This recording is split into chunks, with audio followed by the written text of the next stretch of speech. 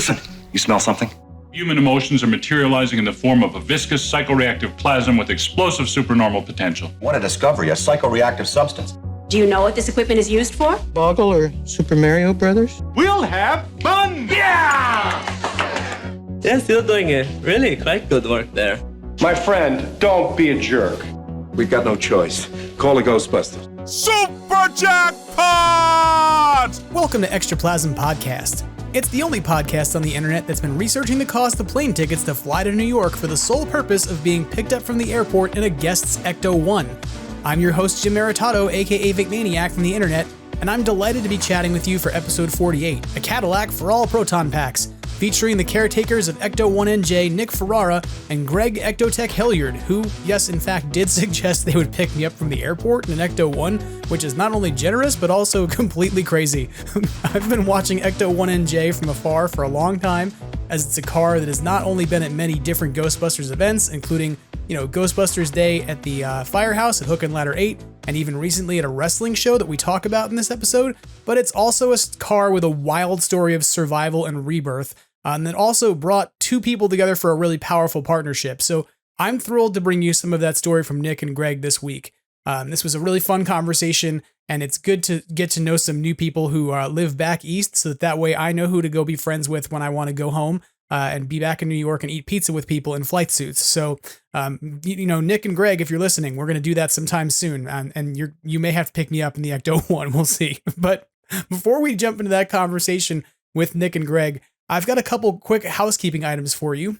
Extraplasm Facebook is live and waiting for those of you on Facebook, as we talked about in the last few weeks. So if you haven't already, please give a like and a follow over there to keep up with the podcast. I also want to let you know that Extraplasm's YouTube channel is going to be more active at this point as well. As of this week, the commentary track for Ghostbusters Afterlife that Jason Fitzsimmons, Tom Henry, and Tony Taylor came on the show and did with me is now up on YouTube for easy access without going all the way into episode 46 and trying to scrub around in it. So, if you want to be able to watch Afterlife on something streaming in one tab and play the commentary in another, you can do that. But to do that, you've got to go and actually access the Extraplasm Podcast YouTube channel, which you can find at youtube.com/@extraplasm. There's going to be some other things going up there as well, other than the commentary that's up. Part of my plan is to begin putting the episodes up, each week on YouTube, as well as where they go on RSS and in your podcast app. So for those of you out there who like to be able to go to YouTube and find podcasts and load them up in a tab. I know you live out there in the world. I'm one of you. I like to get stuff that way sometimes. I'm weird. You might be too, but that's fine. But, we're going to put the episodes up on YouTube with a title card. It's not going to be video based where we're going to be, bringing the guests in on video. At this point, it's just going to be the audio of the podcast episode with a title card over it. So that way there's another way that the podcast is getting distributed. And there's going to be some more potential experiments going up on YouTube. One idea is to start cutting up episodes into a little bit of a snackable, bite-sized listening. So if you're the kind of person who likes to, spend your lunch listening to 15 minutes of content, you'll be able to do that. And there's some other benefits to doing that as well. If we're taking conversations that are happening with folks who are, potentially working on Ghostbusters merchandise or working on Ghostbusters, content, and we can cut those into smaller segments by topic, it means that they can be embedded into, coverage that maybe Ghostbusters News is doing. They can be embedded into things like Ghostbusters Wiki as, easy source material to go back and reference without having to go all the way back into a podcast's entire episode to find it. And so, some of the idea here is to be able to make the podcast a little more digestible from its long format for folks who don't necessarily do long format podcast listening. So, give this some patience. I'm not telling you that's going to happen immediately. And to be real, like all of these things that we're trying that are new are going to be probably experimental. But the one thing that you can count on is that the podcast will continue to happen the way that it always does every week.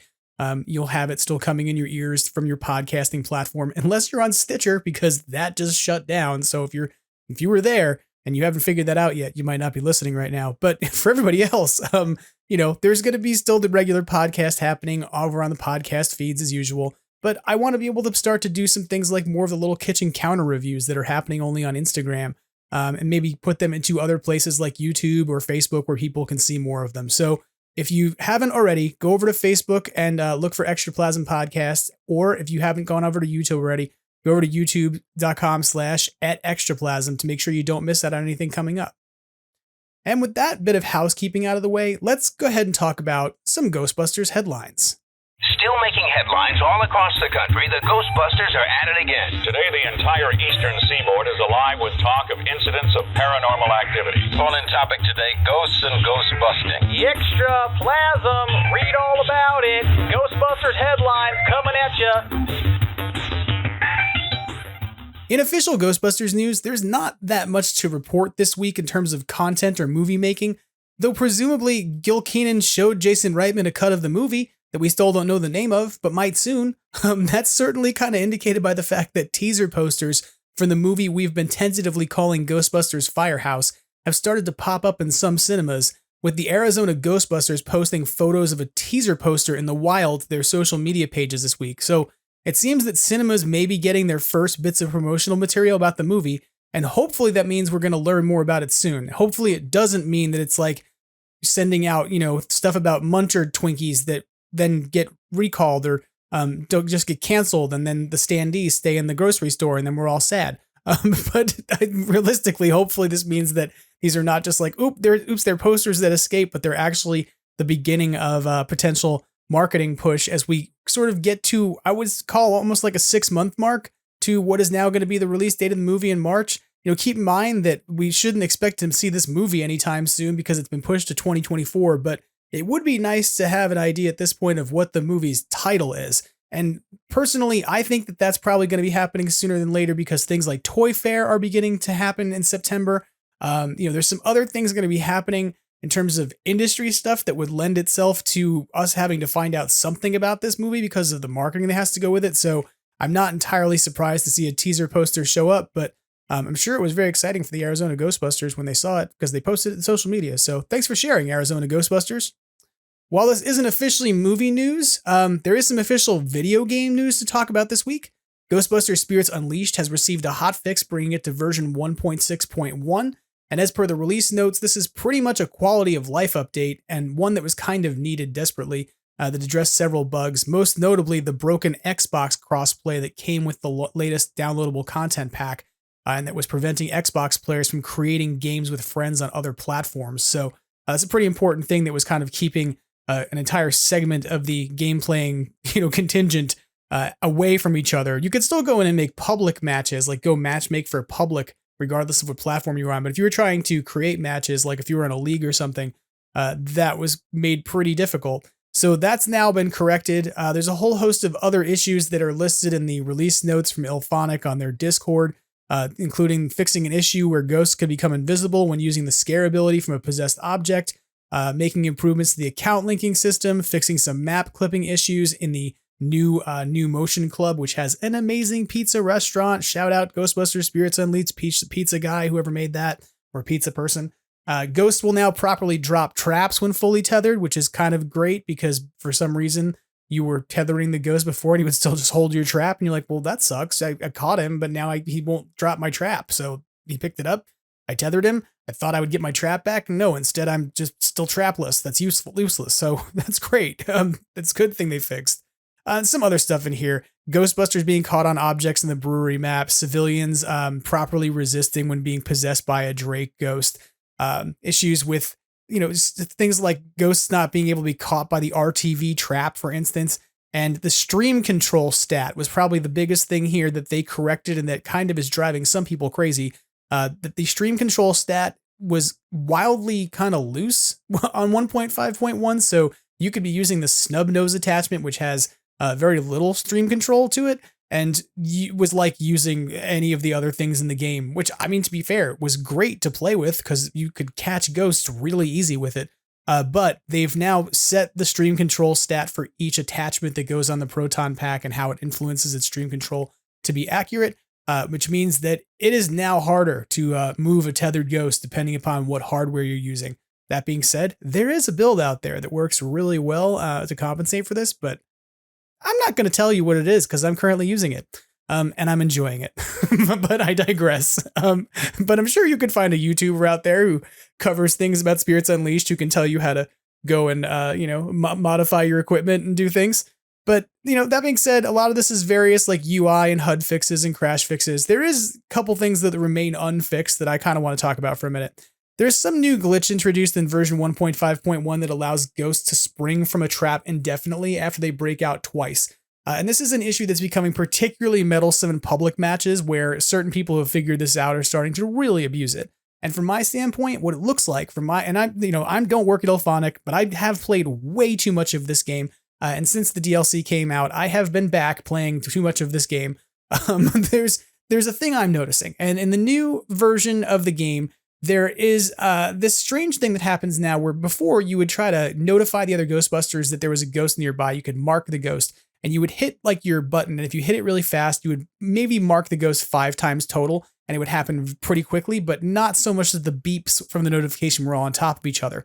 The latest thing I'm noticing is that you can tell who's using turbo controllers in the game because on the consoles, those turbo controllers have the buttons for notifying that there's a ghost in the area mapped to the same things that would break you out of a trap. And so it becomes pretty obvious if you pay attention to who is notifying, going ding, ding, ding, ding, ding, ding really quickly, and who also gets out of the trap and then becomes uncatchable. So Elphonic, if you're listening, one suggestion to look at is that maybe this problem is being caused by people using turbo controllers that are then leaving some input stuff into like, I don't know, an input buffer or something for the trap minigame. And so when they then try to get caught on trap attempt 3 or 4, they spring right out. I have seen people get caught after 5 or 6, but it's kind of bad. It's really kind of screwing things up. So, and if you just listen to this and you're like, I'm going to get my turbo controller and try this and ruin this game for everybody, you're doing the podcast wrong. Don't do that. Be nice. Okay. Beyond that, the other thing that's a little heated. Some people are like, wow, Jimmy seemed upset. It's frustrating to watch people do this and ruin a game. But I also want to say this, that there's another issue that's popped up for PS4 players, because I've seen people talk about this, that apparently is causing dark graphics and lighting in the game. That means like not dark as in Ghostbusters Noir, like it's not content dark. It's meaning that they can't see where they're going. And so hopefully there's going to be a patch to this because it's something that's impacting PS4 players specifically, it seems. Again, Elphonic's doing a great job of trying to reach out and figure out what's going on with these issues, and they whipped out a hot fix pretty quickly for this crossplay issue, so hopefully they're going to treat these other issues with some urgency. But I will say this, I would really love to see a fix for this trap breaking thing, because it's really starting to make it hard to enjoy playing the game when you get stuck with somebody who's doing it, and then you have to go re-queue to go find a better match to be in. And then that person re-queues 20 minutes later and ends up in your match. I digress. Jim, do you need to calm down maybe a little about Spirits Unleashed? It happens sometimes, guys. I get a little wound up about this game. I love it, and then I get frustrated by it. So let's talk about things that are not as frustrating to me for a minute, but that I also love. Let's talk for a few minutes about some officially licensed merch. Last week, I talked to you about Star Ace's Stay Puft offering, which seems to have ruffled some feathers with people because of the facial expressions offered on that figure, and in particular on the alternate head. To which I gotta say, if you don't like the alternate head, that's fine. Then don't buy the deluxe version that comes with the alternate head and be happy with yourself. But Craig Goldberg of Yes Have Some Podcast pointed this out in a forum post. And suggested something interesting. He noticed that the alternate head is actually the exact same sculpt as one of the mini puffed heads from the Hasbro Pulse mini puffs. And I have to say that looking at the other head, it looked a lot to me like the face that was on the Mattel Stay Puft and also on the Spirit Stay Puft, because those are based on the same model. So what's going on here? Like, what is happening? This is not official, right? This is totally like Jim's world of speculation, but I have a feeling that at this point, just like, Ghost Corps produces assets for different marketing materials and things, logos and things that they give out to different companies to put on packaging. I imagine at this point, they're also giving out 3D models to officially licensed companies. And so that means that, there's some 3D model existing somewhere of each of those mini puffed heads that Hasbro made, and that potentially those were heads that maybe came out of modeling that came from the movie. Remember, Hasbro had access to a literal 3D scanned proton pack, right? A neutrino wand. So it kind of makes sense to me that they would have a 3D model of the mini puffs that was, pretty much screen accurate as well. And maybe that's not something that was exclusive to them. Maybe those are licensed materials and model materials that are being given, 3D assets to different licensors. And, or you know, that's how that's essentially working out, is that if you are getting the license, then you're also getting access to a digital asset pile. And maybe in this case, that meant that Star Ace chose not to make wild variations to what they already had in front of them and go with the same mold, just with a slightly different paint application. So, you know, I mean, it's not the end of the world, honestly. I'm happy. I know some people have said this, like, Mini Puff does not stay puffed, and that's not his face. And I'm like, they're all kind of the same character, right? I mean, like, they're all little versions of the big guy, and they're all, there's nothing, like, they're not Smurfs. Like, they're not like individuals, like this one's Handy Puffed, and this one's Laffy Puffed, and this one's Smoky Puffed. That's not, like, they're all the kind of the same thing. And so I don't have this same reaction I think some other people are having. But, you know, also, why is this discussion of models and assets so relevant, even though we talked about this product last week? Because the next piece of officially licensed merchandise we're going to talk about is a forthcoming lamp in the shape of the Ghostbusters logo, and it's three-dimensional. And it's coming from German pop culture merchandise company After the Credits. Now, this is a lamp that's made of ABS and PVC and stands about 40 centimeters tall, which is about 16 inches, and is going to set you back about $140 USD plus shipping. And it's pretty cool. Like, it's a lamp that, you know, is 16 inches tall and is 3D and glows when you plug it in. To be fair, I'm not sure what kind of plug it has because the website doesn't show this. When you go to afterthecredits.net and take a look at the product listing, they just show that it has a wire on it and then it glows. So I don't know if this is going to have, like, you know, plugs for over in Europe, or if this is going to have standard plugs for the US, or if it's USB based, but it is a cool looking lamp. It also looks a hell of a lot like the Mattel Build-A-Figure. For the Ghostbusters logo that came out with the re-release of the Ghostbusters Mattel figures from 2016. So if you remember back to 2016, they did a run of Ghostbusters figures for the new movie at the time, but they also did a line of Ghostbusters classic figures where they re-released each of the Matty Collector Ghostbusters figures with removable proton packs, and they each came with a piece of the 3D logo that would then go on a stand. And I swear to you, that this lamp is the same thing. They look so much alike that I really do believe that they may in fact come from the same parent, like, model and then got modified. So, you know, I can't say that for sure. That's not official thing. That's speculation. But if you're into things that look like the Mattel Build-A-Ghost and you want one that glows, go take a look at afterthecredits.net and search for Ghostbusters, and you'll find this lamp that they're going to be offering. It doesn't release until April. It is a pre-order. But it is something you can go take a look at now. And additional news on officially licensed merchandise, Halloween and horror collectibles company Trick or Treat Studios has unveiled their first officially licensed products for this season. They had announced earlier this year that they had received a license to produce, you know, sort of prop and Halloween items. And so the first two items that they have revealed that are not yet available in stock, because they're just not available yet, they will be in the next few weeks likely, are two signs that look like no parking signs. One of them says Ghostbuster parking only, Ecto containment system loading and unloading only. And then on the bottom says, per order of Ghostbusters Inc. in the city, county, and state of New York, this area is designated for official use by active Ghostbuster team members only. Violators will be towed and or banished to their place of origin or the nearest convenient parallel dimension at owner's expense. It has a big Ghostbusters logo on it. And the other one has a picture of a terror dog with the pyramid shape behind it from Ghostbusters Afterlife's logo, you know, the sort of Rust City logos we saw. It says, warning, do not enter. This area has been classified as Spook Central. These premises are currently under investigation due to recent occurrences of strange noises, feelings of dread, spooks, specters, or ghost sightings. Report and any and all supernatural activity to Ghostbusters HQ at 555-2368. So these are two fun signs that you can probably hang like somewhere in your house if you wanted to, like, you know, year round because you're a Ghostbusters fan and that's kind of how you roll. Or you could just hang up for Halloween like most people. But I may get these. They're $19.99 a piece.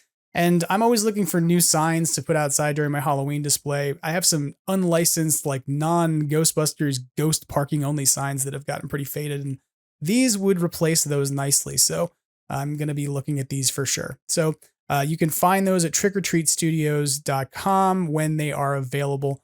But you can go take a look at them now in terms of the photos to see what they look like. In unofficially licensed merchandise news, the first thing I want to talk to you about this week is something that came up in our conversation with Justin West last week, which is Kit Marshall's Ultimate 84 project. This is the set of awesome screen printed or inkjet printed, depending upon which version you get, logos that are idealized logos that are the Ghostbuster car door decals. So yeah, there's lots of different Ghostbusters logos out there, but these are essentially recreations of cinematic shots of the actual sticker or logo on the door.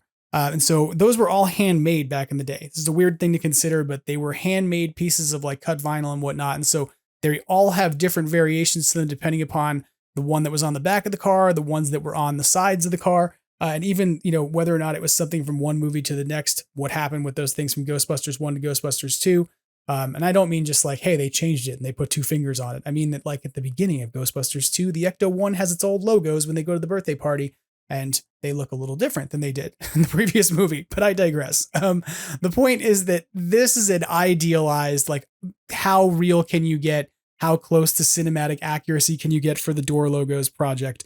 And it's certainly a passion project and a labor of love for Kip, who I've been in contact with over the last week since he got talked about on the episode last week. And he wanted me to sort of pass on some information about, kind of some things that are going on with this project. He's already offering a full set of these that are inkjet printed, that are $129 plus shipping. And for some of you who are like, wow, that's a lot. They come in like this awesome binder. They are like something you're going to really love and cherish. And if this is the kind of thing where if you're a super screen accurate person and you value that, then this is the product for you. If you're somebody who just wants a random sticker to shove on a locker, because I don't know, like apparently I think there's still lockers in schools. I don't even think that's true. And I think that maybe teenagers listen to this podcast. What the hell is wrong with me? But I digress. The point is that if you were looking for the screen printed set, those are going to run you $269 plus tax, and they're way more limited. From my understanding, Kip's goal is to try and put those in the hands of folks who have Cadillacs. They're going to be used on and sort of representative like of the screen accuracy that somebody's trying to achieve for the car. So you're looking at here a final product that he's introduced this week, which is a single Moogly. If you're like me and you have no intention of actually like taking these and putting them on a car and you don't need 2 of them, you just want one because you really want a super awesome like art piece, like an art print. For $45 plus shipping, you'll be able to get one of these logos with a certificate of authentication. That's going to be a digital inkjet print. So it's going to be not as good as the screen printed version of it. But again, that's going to be the really expensive $269 version. So you have several options here. This is a really cool project. I got to say, like looking at what's gone into this, and you're going to hear a little bit in the episode this week, even of Greg talking about his involvement and kind of QCing these and providing feedback to Kip. This was an attempt to really try and say, how do we create the door logos the way they looked in 1984, before any restoration happened to the car for the video game, before anything changed about it? How do you get the most authentic looking things you can that are produced in a way that's analogous to the way they were produced by the studio in terms of the screen printed ones? And then from there to translate those into inkjet for folks who would, prefer a sort of lesser production intensive option that costs less. Now, to be real with you, if you're interested in getting on board with this and like putting these in your collection, you want to do this sooner than later, because the reality is that these are pretty limited. The single Moogly inkjet set that Kip is going to be putting out that starts at $45 is going to be limited to 175 decals only. And so I shouldn't call that a set because it's not, it's one logo. But then the digital inkjet edition is going to be limited to 200 sets, and the hand printed edition is limited to 40. So once these are gone, they're gone. He won't be doing another run of these. This is one shot, one project that he's really worked hard on. And it's been really interesting to talk with Kip about this and sort of back channel conversations over the last week. If you haven't already, go take a look at these at ultimate84.com because they're really interesting. And the way they're being sort of offered up, with as a collection and as a collectible and a significant art piece with a certificate of authenticity is really kind of awesome. I'm kind of impressed by it, honestly, because it's a very like historic project to consider. You can collect a lot of things, but when somebody's trying to really kind of archive or make a replica of something that archives the moment in history, it's kind of a neat thing. And I'm really impressed by the work that Kip's doing on it. So if you haven't already taken a look at it, ultimate84.com is where you can find this. Beyond what's going on with decals from Kip Marshall, there's also some news this week about Magnoli clothiers or Magnoli props. I guess that's the same thing because Indy Magnoli is behind all of it. Indy Magnoli has been on RPF, which is the Replica Prop Forum this week, talking about a potential for a Tobin Spirit Guide replica and essentially asking folks to weigh in a discussion about 3 different options for it. One was a finished cover with an embossed leather, gold accents, and hardcover cardstock on it. And he suggested that this would be a DIY project where you would have to find a matching sized book and add the cover yourself, that there would be a tutorial on how to do it, but it would be the most affordable option with a rough guess at a price of $50 to $100. A second option that he was considering and looking for feedback on from fans as to what they would be interested in was a finished fake book, meaning it's about the same thing as being that it would be a book that was kind of blank, but would look like a realistically finished old book, or they would use an existing secondhand book, and the price for that would be $150 to $200, where they would be building each of those books by scratch for you. And then the third option was a full-on replica of the guide with text, illustrations, etc. And he suggests this would be a huge undertaking that would involve a lot of community contributions and a lot of artwork, etc. That it would probably be something that would push it into a $600 to $800 range and would probably be limited. So in terms of the number of unique pages, they may have to repeat them, etc. So if this is something that interests you, if you want to weigh in about this, if you think you'd want a Tobin Spirit Guide prop, and to be real, like we've never gotten that. We've never gotten a Tobin Spirit Guide that looks like anything from a movie or even from the video game other than a box. Like if you bought the video game in a box, then you got it. But otherwise, the Tobins that we have is great. There's a little one that exists that has, artwork and stories from IDW canon. But the point here is that if you want something that's like a replica that feels more like a cinematic one, you might want to go over to the Real Replica Prop Forum to weigh in on this. Or if you want to make your life easier because you don't know about Replica Prop Forum and you don't have an account there or something, you can go to Ghostbusters News. Take a look at Jason Fitzsimmons' article on this, where he's linked to Magnoli's relevant contact info, including the forum post, as well as the GB News social posts where he's got Magnoli tagged. So if you don't have an account on RPF, you can still go and get involved in this conversation. One final piece of unlicensed merchandise I want to talk about this week, and it sort of slipped my radar last week, is the new Ectoware line of flight suits that are being created by Thiago Nascimento. These are cotton ripstop suits that are said to be well matched to the Ray Stance flight suit that's owned by GB Artifacts and was screen worn. And so the suit has been matched to that in terms of its measurements and its proportions, etc. The suit's being offered at ectoware.com at an introductory price of $285 with an expected increase after the introductory period. And production is slated to begin in mid to late September. So I'm not sure if you're going to get the suit like before Halloween if you haven't ordered it at this point, because they're being produced in sequence as ordered after that point. But definitely the longer you wait, the longer it'll probably take to get it. But in social media posts, Thiago suggested that the orders were going to be out 2 to 4 weeks after production begins, with that production beginning in mid to late September. So what's interesting and unique about this, somebody messaged me and said, I want to know more about this, but I don't really understand what makes it like unique or different from, say, the Magnoli suits. And this is what it is. If you wanted to buy a true spec suit, you could go and find one in your size. You could take the size chart and be like, okay, I need an XL or I need a double XL or whatever it is. And that's, pretty limited in terms of the range of sizes there. There's like, if you go to the True Spec website or the Rothko websites, you might find short and long sizes, but off the shelf from Amazon, finding them is really difficult in those ways. And there's not a lot of variation. By the same token, the material that's on those suits is like cotton poly blend that doesn't really accurately represent what was used in the film. That was not supposed to. They're replicas of Vietnam era flight suits, not replicas of Ghostbusters uniforms.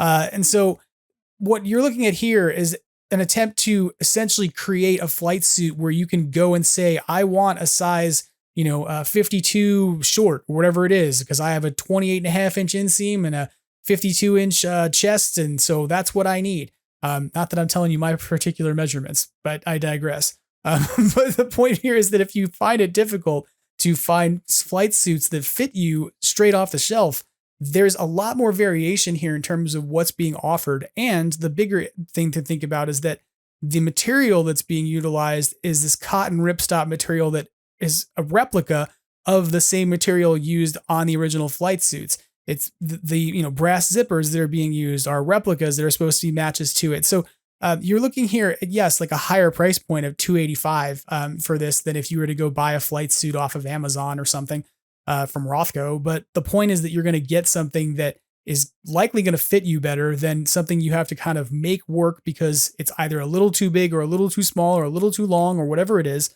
And that you're going to be able to do that not with the wait period of custom tailoring for maybe a year from another provider or another vendor.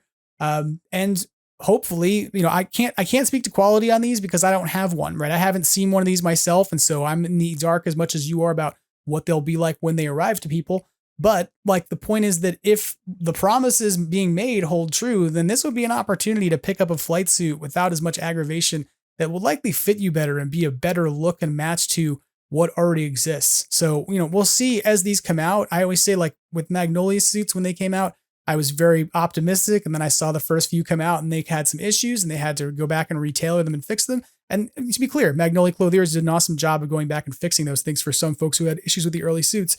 But, it's always interesting to see how these things are going to come out. And so I'm intrigued and kind of watching to see what the outcome here is going to be. But I'm hopeful that, Ectoware is going to provide an awesome product. And if this is a situation where you want to get a flight suit and you want to get on board, that introductory pricing of $285 is probably only going to go up. So maybe go check it out. Okay, I've been trying to close out headlines each week, in case you haven't noticed, with something a little lighthearted and something feel good. Because I think that we live in a world that sometimes is dark, and sometimes as Ghostbusters fans, I did get a little bit jazzed about Spirits Unleashed. So, let's take the edge off with a little bit of fun for a couple moments. I want to tell you about 3 things that I want you to go look at Ghostbusters news on for this week that are, not hardcore news. They're just kind of fun things. And 2 of them are art. There's 2 posts that Jason made this week that I thought were really interesting. And one of them is publicizing Fabrizio Fioretti, which I just want to say, Fabrizio Fioretti. I love it. I want to say it again. But Fabrizio Fioretti is an artist who worked on Ghostbusters Afterlife as part of DNEG Vancouver. And he has shared some new art pieces that Jason says are borrowing heavily from the animated series, The Real Ghostbusters and The Extreme Ghostbusters. And so the article is called Ghostbusters Afterlife Artist Explores Franchise, a new art series. And there's 2 really cool art pieces up there that are really fun to look at, full of all kinds of really interesting Easter eggs. And a link there to Fabrizio Fioretti's ArtStation page, where he has sort of teased that he's going to be offering up more Ghostbusters inspired art. So this is not official art. This is art that's being done by an artist who worked, doing some artwork on Afterlife, and kind of collaborated as part of the team, the team there at DNEG. But this is fan art, right? Being made by somebody who worked on the film. And so it's obviously, to a level of production that's high because it's somebody who worked, in concept for the film. So if you want to take a look at this, it's definitely really cool. Second piece of art stuff, if you're a Funko fan, Jason has highlighted the art collection or art sharing of Arturo Alamia, who is apparently one of the people who's worked with Funko on developing the artwork for the Funko Soda series. And so he gave some close-up and a higher detailed images of the different characters that he created for the Funko packaging. So that story is a closer look at the retro style art used in Funko's Ghostbusters Soda vinyl figure assortment. And you can go take a look at that as well. Definitely, if you're a fan of, of Ghostbusters art, this is 2 little fun things to take a look at and 2 artists to keep an eye on maybe by following their ArtStation pages, etc., because it looks like they do a bit of that and it's always fun to find more of it. And the final thing is Jason had a Fan Mail Friday video, which I always find those amusing because he gets stuff in the mail. In fact, a few weeks ago, you might have saw that he opened up some things that came from Extraplasm.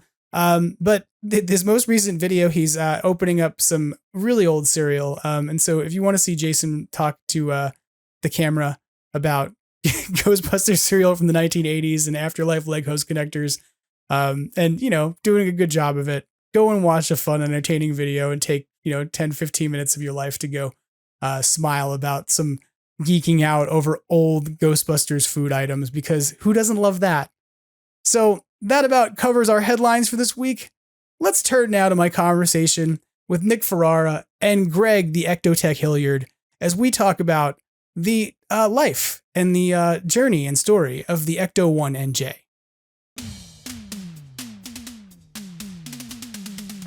Joining me on Extraplasm Podcast, two gentlemen who I've wanted to talk to for quite a while because they are linked to a car that has a story and that many people have seen, but also because they're just two guys who also are like huge Ghostbusters fans who are back east. And I love people from back east because I'm a New Yorker. I want to welcome to the podcast from Ecto-1 NJ, Nick Ferrara, and the Ectotech, Greg Hilyard. How are you guys doing? Nick, how are you? Hey, great to be here. Excited to be on the podcast today. And Greg, how are you doing? Doing great, Jim. How you doing, bud? I'm doing great. I'm so excited to talk to both of you, and I have to say, like, I've been amused because when I would talk to about you, Greg, you've like developed a name of Ectotech, like this brand that you have on Instagram at this point as you are the Ectotech. And I was like, somebody said, "Have you ever talked to the Ectotech?" And I was like, "I have." And they were like, "What's his name?" And at one point I was like, "I don't remember, but he's the Ectotech." So keep rolling that because that's working well for you. And then Nick, I think we've never connected before, but like I've told you before we started recording, I've been following your car like for a long time. When you first were going to get it on the road way back, a few years ago, and as you were building it. And so it's kind of nice to be able to finally meet up virtually and have a conversation. So yeah, likewise. Yeah, I'm just happy you're interested in the story of the car.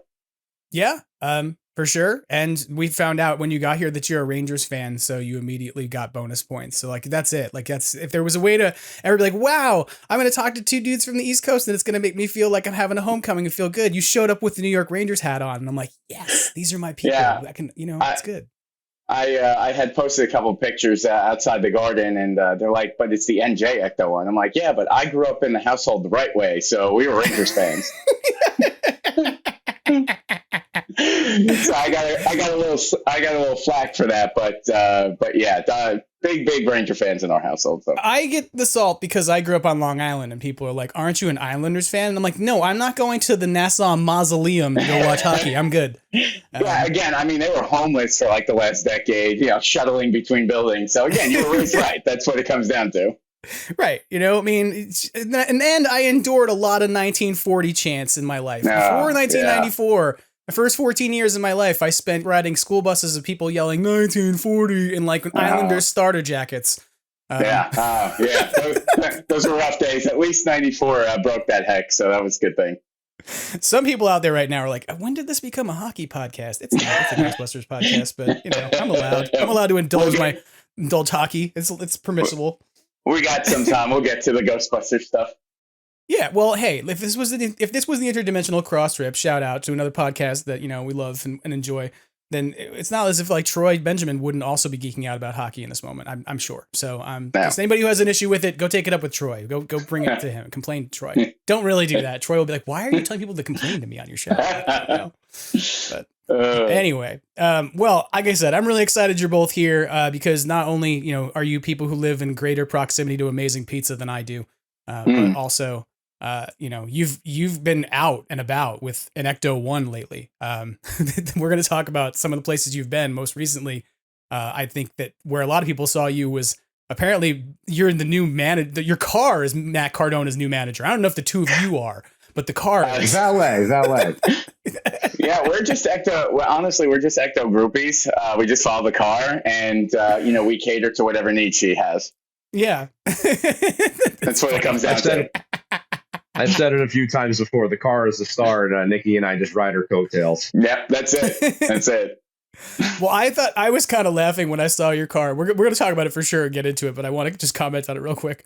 When I saw your car at the GCW homecoming and it was coming down the ramp, I was like, this needs like a big loud jacket on top of it and a bullhorn just screaming. Like, you should have dressed the car up like Jimmy Hart to come out. Look, it's got new add-ons. They're not canon, but it doesn't matter.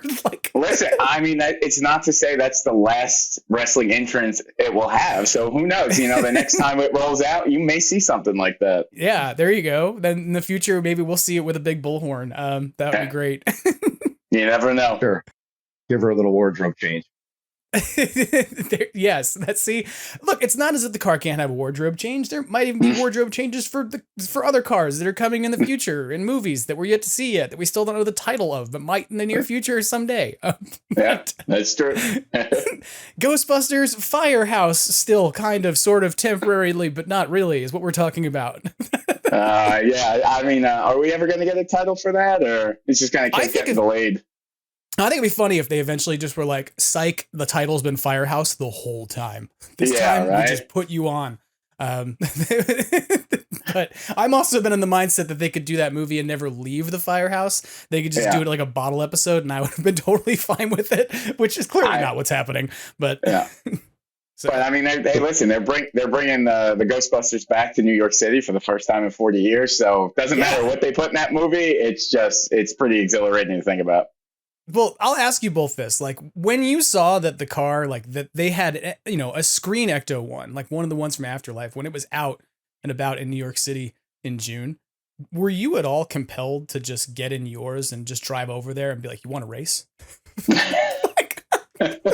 We definitely talked about showing up with ours. I don't think the film crew would have really appreciated that.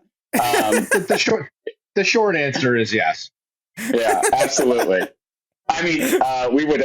My car would have got smoked. So they got an LS3 in there. I mean, ours is 0 to 60 in like 6 minutes. A lot of the, it takes a little bit, but yeah, it was definitely a conversation we had. Yeah, I mean, I think you made the right call. I think if you had showed up, you would have probably created mass confusion. But it also kind of would have been hilarious if you just rolled up and you're like, hey, so, you want to race? The last thing I wanted is to get on Sony's red list. So, we were playing it. We were on to play nice. But plus, we just wanted to see the Afterlife car and what they had done to it. Because, I have the Ecto 1NJ. Greg has worked on plenty of Ectos.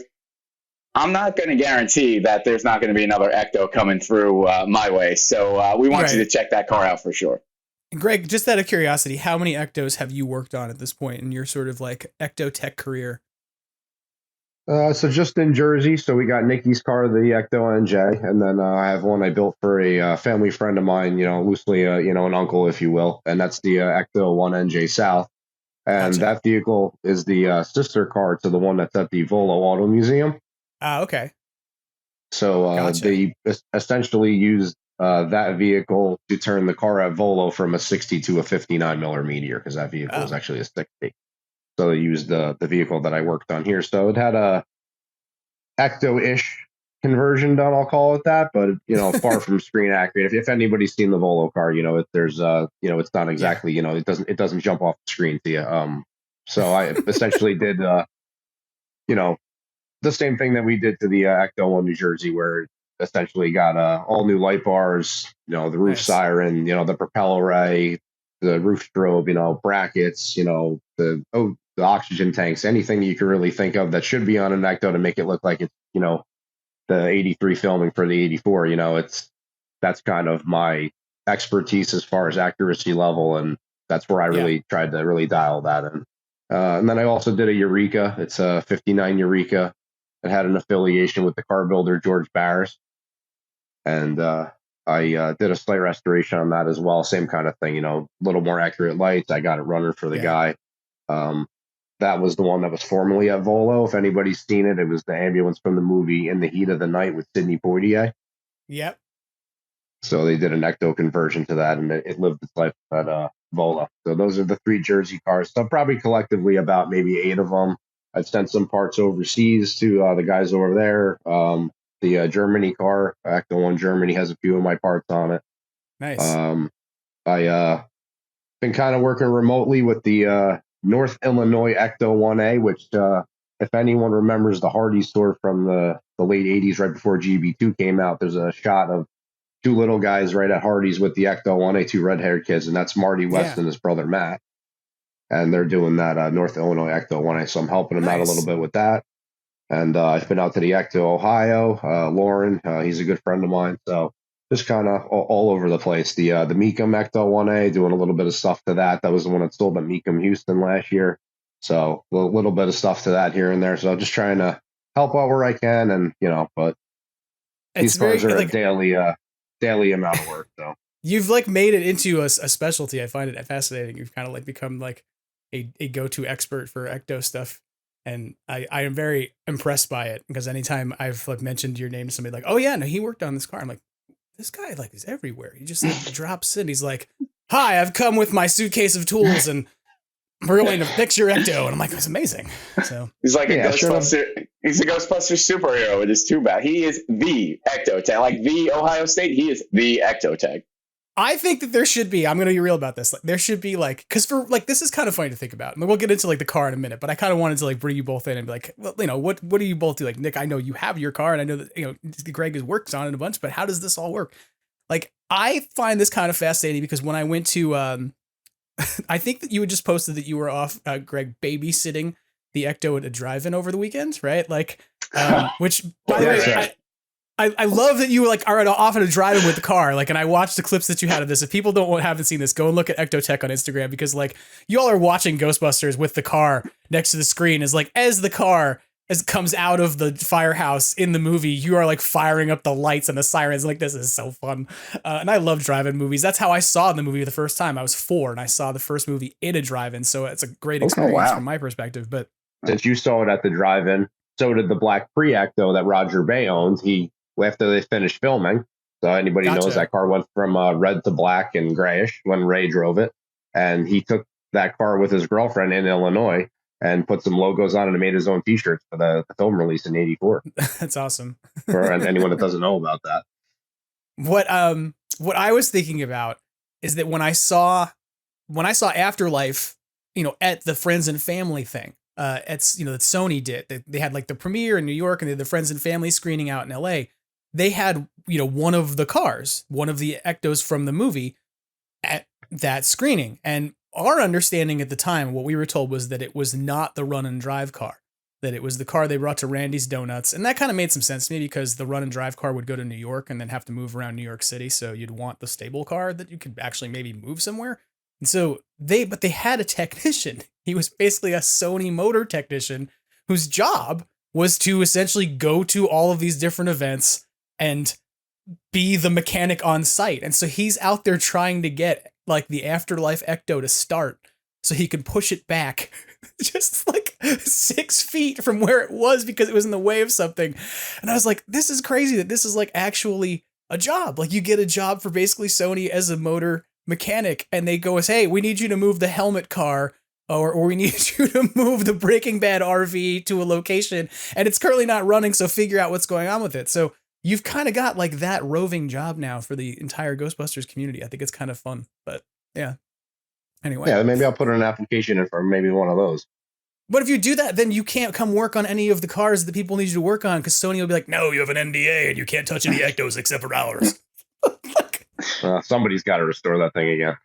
I'll match whatever offer Sony throws at you, Greg. Don't worry. I mean, you have to be fair. If somebody comes around and says you can work on the car, that's a very appealing, I would imagine, offer to be honest, you, Jim, there's actually a couple parts sitting here for it right here. So that's great. Just in case Jason and Gil Keenan are watching, just in case. Just in case Sony's like, hey, maybe we should actually restore it back to before the things we did to it in 2009, and then left it in the sun. Oh, what a sin. I love you, Ghost Corps. I love you. Please put the car somewhere safe. Please put the car somewhere safe. I love you. But yeah, I've said a couple weeks, like it was last week, I think, that I said, put it in a museum, give it to the Peterson, just let them hold on to it for a while. It's crazy, but they took the Afterlife Ecto and they brought it to the 3rd floor of the Peterson Museum, and I still don't understand how. I'm like, what? How big is this freight elevator that you have for this? That is a task and a half right there. Just getting my car around on the road is one thing. Getting it to a 3rd floor, forget it. I don't think we have those capabilities. It was on the 3rd floor, and it was tucked into a corner. Like, and I was just like, how did you get this thing up here? Let alone, how did you then navigate it around all of the other stuff that's up here? Anyway. I would have loved to see that on video. Well, let's talk about your car rather than museum pieces that don't run and are off hiding somewhere, or that I shouldn't say that. That's not fair. That museum piece ended up being taken to England and is going to be in a movie. It's not just a museum piece; it's a performing star. It's just maybe not a performing star that runs very much. But I digress, because that's the one that doesn't run. But let's talk about your car. How long have you had Ecto 1NJ? So I bought it as a hearse back in 2014. And then it was, I found it on eBay, private collector. It had been garage kept since the early 70s. Only 26,000, only 26,000 original miles on it. He had, the owner was sick and one of his employees was helping him liquidate, for his family estate planning. He didn't know what he had. Like when I told him what it was going to be, he's like, "Oh, it's going to Ghostbuster. Oh, okay, that sounds fun." Like no clue. And it's funny because after I met Greg, we would joke, we would tell stories about all the Millers that have come up on eBay or have been up for sale, because we would have been bidding against each other at one point or another when the Volo car went. He remembers the car. So I talked to my, at the time, girlfriend, who's now my wife. I'm like, should I do this? I just sold a property, had some money. She's like, just do it. So I flew out. I bought it now. I flew out there, brought it back, and she embarked on about a 2.5-year project for the first build, the original build. A local company, Stone Dog Studios, put the roof rack and everything in parts, and it took me 2 years to get the parts that I was finding. Like I'm calling junkyards in the Midwest for light bars, and it was a process for sure.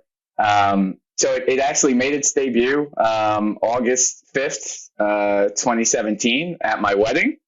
You want to talk about things that didn't start? It was in my driveway for pictures. I go back there and she wasn't starting. I'm like, oh, my wife's not going to be happy. So there's a picture of me from my wedding with my tuxedo jacket off and the hood up, and I'm spraying starting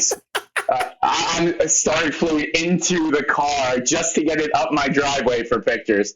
Luckily, it all worked out. We got our shots, but that's kind of the origin story for my car. And then I did some stuff here and there. I'm not a big social media guy, but I had started the Instagram for it, and then we just kept going. Until what we had talked about earlier, and we had a bit of a flood issue. Yeah, we talked about this a little bit off air, that I have remembered your car since was Hurricane Irene, right? Was that the hurricane? Irene. I kind of blacked it out at this point. It's September of 21. Yeah. You're like, it was started with an I, and it wasn't very good. It's basically all we need to remember from the story. I believe it was Ida. I think that's the hurricane that got me. So gotcha. Definitely, if I have any future daurs, I will not be naming them Ida. Or Irene, just be safe. Let's throw that one in there for you. So I remember the story that you that was how I remember first coming across your car was a story about an Ecto that was just about to go do its first events, ever. And then all of a sudden, along comes a hurricane in Jersey and floods the garage. And from the thing I remember most iconically about this was that I had just around this time, learned about water lines on cars for some reason. And I had looked at your photo and I was like, oh my God, the water line's over the top of the hood. Oh yeah. How are they ever going to save this? What's going to happen with this? So I know this is a little, you don't have to get into the trauma of it if you don't want too much, but how did you end up coming back from a car that you were done with? Everything was good to go. You're about to start doing events with it, and boom, Mother Nature says no. Yeah. So it was, the first build was the exterior, and I wanted screen accurate for the exterior. The interior, I always had plans of going custom, right? Because I wanted people to enjoy it, because for me, it's such a thrill every time I start it. I'm like, I want to be able to bring people around in it. So the second build we got to the interior. And if you've ever seen the pictures on Instagram, I have bench seats with Ghostbusters embroidered. So we finished that August of 2021. And I just started throwing it out there. I started getting booking requests for weddings and all this. So I had a wedding on September 2nd. And I kept it in a garage with 80 or 90 classic cars. And, the weather said going to be heavy rain, so and so. Didn't think too much of it. That night, it poured. We got flooding in our house, and the next morning, I emailed. The place emails me. He's like, "Mr. Ferrara, your car had some water damage." So I race over there. I'm like, "There's no way." I get there, everything's roped off, no one's there. I peer in the window, and I just see my car just amongst a bunch of floating parts everywhere, and without even thinking, right? So, like, I think about this now. There could have been live wires because there were still a good 2-3 inches of water on the floor in the garage. Yeah, there could have been live wires. I just didn't even dawn on me. I just walked over there and I just broke down. Like, I mean, you just think about my dream car. It's my prized possession, and I was just devastated. And I didn't know what to expect. Looking at it, I'm like, I don't know if I could reclaim this. And you talk about water lines. It definitely got into the light bars because when Greg ended up cleaning it out, he's like, no, there was muck and stuff inside the light bar. So the whole car was just underwater, from top to bottom. Top to bottom. Yeah, that's crazy. The whole thing was submerged for at least a good 6 hours. So yeah, I mean, eventually the crew came, they pulled it out, they pressure washed it and everything. And, I made that post on Instagram, and, the outpouring of love for the car, was so nice to see. And that's how I ended up meeting the Ectotech, through that. So, I'll be honest, I'm not a mechanically inclined. So, like, I put the people in place to put the car together. So Greg had reached out to me and he's like, pull the plugs, crank this, dry back it. I'm like, I can't do that, but if you can, let's connect and figure this out. So yeah, I mean, it's been a lot of labor and love. It still is, and Greg can tell you working on Ectos, it's a daily thing, but, the initial place that held it, they did some stuff. They weren't exactly the most honest people. We got it running, but a couple of months down the road, I connected with Greg and got it into his hands, and the rest is history at this point. She's rolling now. Yeah, I mean, it's amazing because it's like, I mean, I know, Greg, you can comment on what it took to bring it back. But I was amazed. When I looked at it, I was like, oh my God, this is going to be like total loss. Like, there's no, how do you fix this? How do you come back from this? And to then see where you are now, like you're a mainstay that appears at Ghostbusters Day on a regular basis, because Ghostbusters Day is now a regular thing. We can say regular basis. Isn't that exciting? You're well known in the community. Everybody who talks about your car talk about how beautiful it is. And TV goals, baby. So, I mean, what did it take? What did you end up having to rebuild? I'll just kind of give you the rundown on where I started off with this car. So, like Nikki was saying, very typically, I always try to throw my hat in the ring as these things come up for sale, eBay. I was involved with Ecto in LA, but so when Nick's car came up, I saw it, I said, man, this is beautiful. Garage capped, it was all gray, but it was the Landau hearse, so it had the corner windows, but it didn't have the straight part of the glass. It had the what they call the Landau panel. Yeah. So a childhood friend of mine was working at a body shop, and he calls me over and he goes, hey, I got this 59 Cadillac. Guys looking to do a Ghostbusters car, need your opinion on a few things. So this is 2015, 2016. So I go over to the shop, never met Nick, only to find out years later that Nick and I actually had quite a few mutual friends and kind of did know each other. So, right on. So after the flood happened, I think we were all to tears over that. I was a service manager of a GM dealership. I'm a 20-year certified master General Motors mechanic, Cadillac, Chevy, Buick, GMC, all that. Yeah. And I reached out to Nikki and I said, hey, listen, man, if you want to just bring it over to the shop. And, there was, obviously the task of getting the thing kind of to a point where it could even be brought to the shop, out of the muck that it was in and kind of, and then towed over to my place. And it essentially wasn't running or driving anymore by that point. We had went to the Afterlife premiere in November. And I remember speaking to Nick while he was on his way home. And he's like, it's not making it. So, by about Christmas of 21, had it back on the road, redid the steering, redid the brakes, got the lights just working again. Found out that the wire quality and all that had kind of basically been deteriorated to the point where it was all shot. So redid all the light bar wiring. It's got 2 new light bars on it that I got from Troy from Ghostbusters in New Jersey, who has the Magnum. Every last piece, cleaned out the propeller array, freshened up, like I said, all the wiring, bulbs, motors, all the decals and stuff. And then, finally this year, got to the logos with Kip for the Ultimate 84, like you see behind me here. Yeah, we'll talk about that in a minute for sure too. Yeah. Sure. And then, but just, from the bumper strobes to logos to decals to everything, and just basically got it to a point where, we could start getting ready for the Ghost Tours and actually can make it to an event safely and reliably. Yeah. Safely, keyword, safely. So, a few little engine upgrades just to make it a little more reliable, and electric fuel pump, and, a little newer style ignition for it until we can get to a point where it's going to get an engine swap and maybe run toe to toe with that Afterlife and Firehouse car. So. Oh, so then you will go race. Oh, absolutely. Sure. We may even win. Yeah, and I guess the one thing I forgot about that day too is you had mentioned it. I just started taking bookings. That was the first event I was supposed to do with the new interior. Yeah. So I also had to call a bride the morning of her wedding and tell her that her ride wasn't coming. That's one of the things I remember about your story, because I was like, this guy is like literally got to call somebody and be like, I'm so sorry, I can't make your wedding, and also my dream is shattered. Yeah, so like I as broken up I was about my car, I'm like, all right, I'll figure this out. Like, I can't even imagine having to make that phone call, but I'll say this. She was so nice about it. She's like, she actually Venmo'd me, I think $50. She's like, have a beer, you've had a rough day. So yeah, she was and they had lost 3 or 4 cars in the hurricane themselves in the parking lot in their bridal party. Because it was just really an unexpected storm. So, right. To boot, I feel awful about my car. And on top of that, I'm like basically, I don't want to say ruining their day, but I'm taking a key piece that she was so excited. So sure, it was not, September 2nd was not a banner day for me.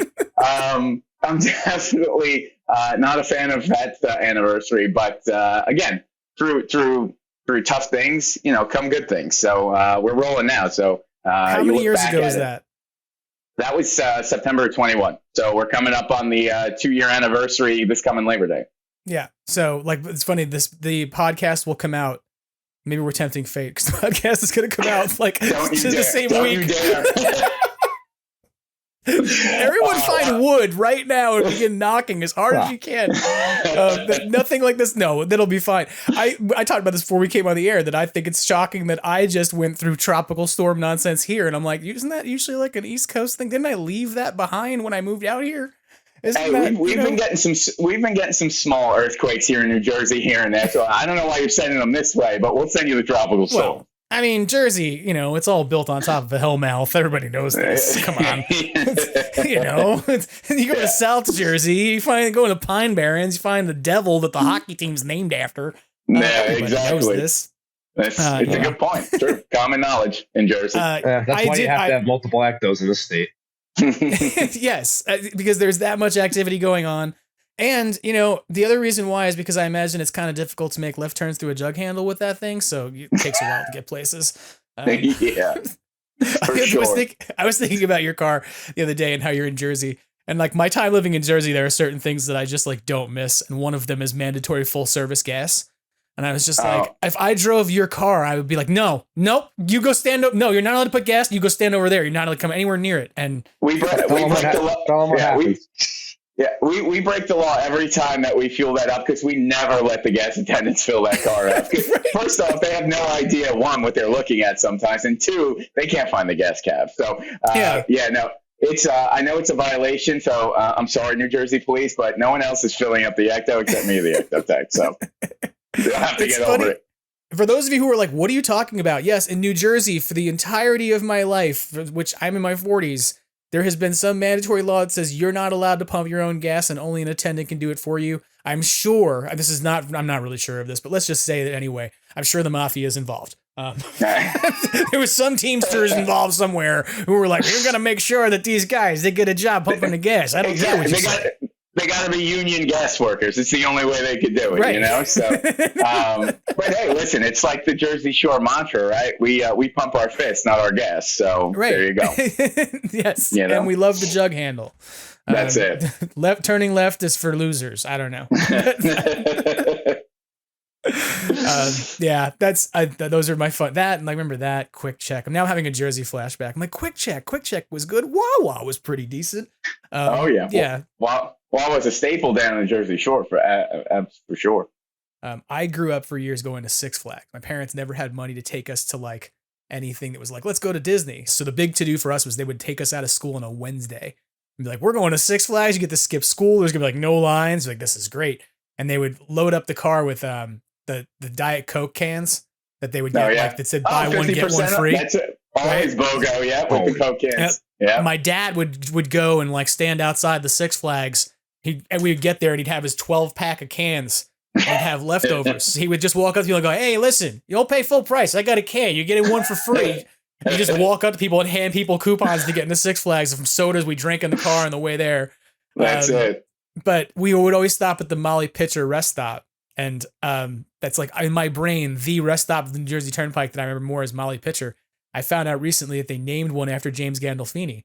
And I was like, wait, really? Like, so he's in the same club as Molly Pitcher now?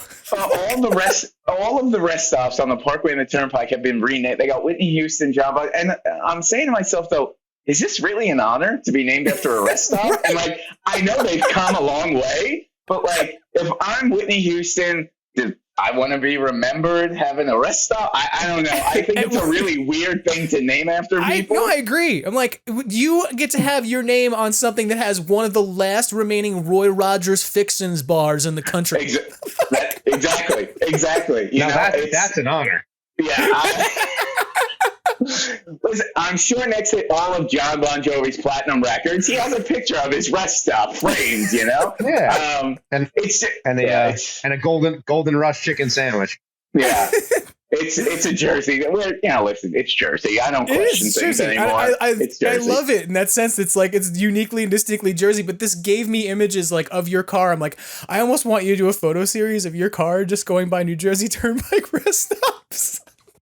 We don't pass too many with the gas mileage anyway, so might as well stop and get the photos for That's true. We do, yeah, exactly. We do stop at so many, so that's probably something we could do. Anyway, sorry I derailed on rest stops because I'm like, let's talk about rest stops for a minute. Yeah, we'll go back to Six Flags for a quick second. So you were mentioning Six Flags. So the Batmobile that's on the page there is rumored to be one of the ones from the Six Flags stunt show. Oh, really? So yeah, I remember there was they were supposed to build a few per park. They were supposed to build like 63 of them or somewhat. I think they made it to 34, but I believe the one that's in the other collection that I'm working on is from the stunt show. Oh, that's awesome. I didn't realize that. I'm like, and then there was also, they had the one in the stunt show and they also had I think it was just a shell they had outside of Batman the Ride for many years. Yeah, it was just like, definitely. Yeah. To it the one where you hang upside down. Yep. Yeah. So yeah, that's a very good roller coaster, everybody. I've recently had this conversation about classic roller coasters that are really good and have like not fallen apart or become a bad experience. And Batman the Ride was on the list. It's at so many Six Flags parks. They made that ride like, I don't know, like 3-4 times because it kicked ass. But yeah, I digress. Definitely. They definitely have one at Magic Mountain. I was happy to see it. I was like, oh, I know this. It's kind of like the other one. But yeah. Anyway. Well, what I want to talk about for a few moments, because it's behind you, like we should sort of touch base on this. You've done a lot of upgrades to the car, obviously, in order to get it back to, it's constantly on a project to get it to be as screen accurate as it can be and to look as great as it can. But one of the things that Greg, you were just talking about is you have the limited edition decals from Kip Marshall, right? The Ecto 1 decals that are back there. I like that you're zooming in right now. I'm like, yes. Yeah, it's an artist proof set. So this is one of Kip's babies here from the pile. So, but this is one that he really spent a lot of time and effort on. So put a set to the side for hopefully to go to Sony at some point. But what ended up happening was, as I was going through repairs on the car, ended up doing some paint work here and there, and I wanted to change the logos on what we call the Ecto 1 NJ South, because it was missing the chin off the logo and the color wasn't right, a few other things. So Kip had reached out to me and he said, listen, there's a lot more that could be done with this than just, maybe going to a graphics or a logo shop and, get them to how they were in 83, because if you follow the project at all, so each door's individuals, like when they do that first shot up to the hotel that everybody loves, you can see that big white line over the shoulder and stuff. I'll flip this around. The big white line over the shoulder here. Right. And there's a lot of other intricate details that are kind of only to that movie. And then, you know, by the time it gets to Ghostbusters 2, they change the logo a little bit. They open the door at the birthday party. There's like a gap in between the fingers. There's no red. There's a bunch of other, you know, little intricate changes that they made. You know, because they didn't have graphic decals, I guess, when they originally did it in '83. They just slapped it together and glued it to the car, and it just didn't make it to the second film. So you've now got a set of the screen printed set that he's like only doing for Cadillac millimeters, or for, at least for Cadillacs, right? That are of correct period era. I want to say, like, if you had like a 1993 Cadillac, he's probably not going to get those to you. But yeah. So like, yeah, because some of them are converted, you know, because you can convert, you know, 60 to 62s to a 59 with quite a bit of elbow grease. So, you know, those would be eligible for that as well. But yeah, so we're making some exceptions, and you know, that's Kip's discretion. So I mean, really, where I got involved with it was Nick and I were just basically talking about upgrading the logos, because when Ecto-1NJ first got its what we call the first build from private shop here in Jersey, it was more along the lines of how it is, you know, how Sony did the rest stuff. So we'll, you know, over time, you know, these little things like the decals and, you know, the little heat sinks on the front of the white box with the ribbon cable, and, you know, the placement of everything has really gotten, you know, from, you know, I guess what we call the 2008 version to the 1983, like Stephen Dane and his crew did it. So more to that speed. Right on. And in terms of like looking at how those are coming out, are you happy with like the quality of it? Does it look good? Like, how do you feel about them? Yeah, I can't tell you the amount of hours that Kip and I have spent, because, you know, there's a time difference. I'm here in Jersey, and, you know, he's out in, you know, out in Missouri. So we're basically, you know, it could be 2:00 in the morning sometimes having this conversation or whatever, but basically just going through a lot of different screen grabs and people that, you know, there was, I had some access to some Polaroids that were, you know, a buddy of mine was a truck driver, I guess in the 80s, and he happened to have Polaroids from his truck route of Ecto-1. It was just sitting on, I believe, 66. And so I got to see those, and Kip had a bunch. We got some pics that were Roger Bay's and some other really good screen grabs, and really just kept going through it. And Kip just spent countless hours just sitting there, just studying them to the point where he got them, you know, as close as, in my opinion, as they can be. Really high quality ink, you know, the red color, you know, the process that he went through of looking for, you know, an ink that was going to last the test of time. Because I mean, you know, clearly you want to have these things out, you know, they're not all museum pieces. You want to be out and about with it. So you don't want it to be like the original where, you know, it's falling off after a year or two. You maybe want it to go 10, 15, 20 years. Yeah. I mean, I was joking about this, that I have you know, some decals I bought somewhere that I put on the magnets, and slowly they just detached themselves from the magnets and said goodbye.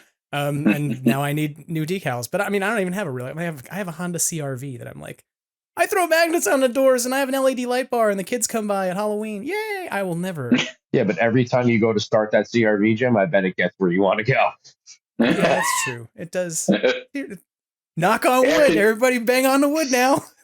Air conditioning must be nice too in the CRV. Right. AC. Okay, don't I will take say that for granted.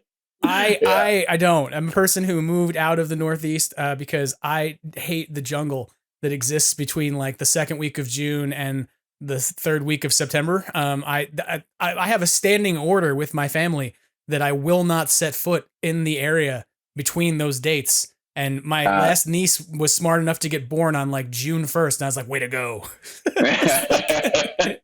I can come visit you for your birthday. Right now, because we have some plans to modify my car, but Ectoing this summer, it's I think I probably lost 7-8 pounds, you know, just driving around. So yeah, and if you're wearing the flight suit, right? Like, you beat me to it. If you got the suit on too, yep, you're guaranteed. Forget it. You know, a couple pounds for sure. Yeah, I really think that that's the one innovation I want to see somebody do the most in flight suits at this point, is just flight suits that breathe. Someone figure it out. You know, or they go the other way and just do like a Ghostbusters sponsored summer weight loss program. I don't know. They go either way there, but because we subscribe to it every summer at this point. But yeah, no. Everybody knows. Stuck in the guts, guys. It's the Ghostbusters. A breathable suit would be a nice option. No, I think this is something for them to work on in the next movie. We need alternate suits. Like, we got to get rid of the flight suits. They're like Vietnam era flight suits. These kids would make better choices at this point. They would be like, look, we know about active wear. All of our Ghostbusting gear comes from like, I don't know, what's it?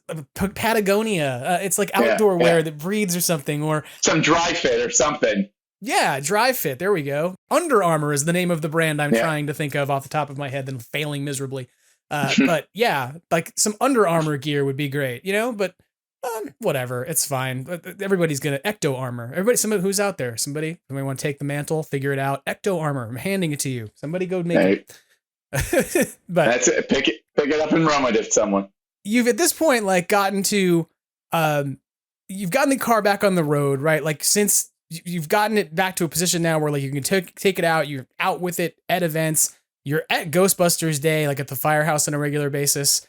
Tell me a bit about that. Like, what's your experience been of like going to the firehouse with the car and like showing up with it there?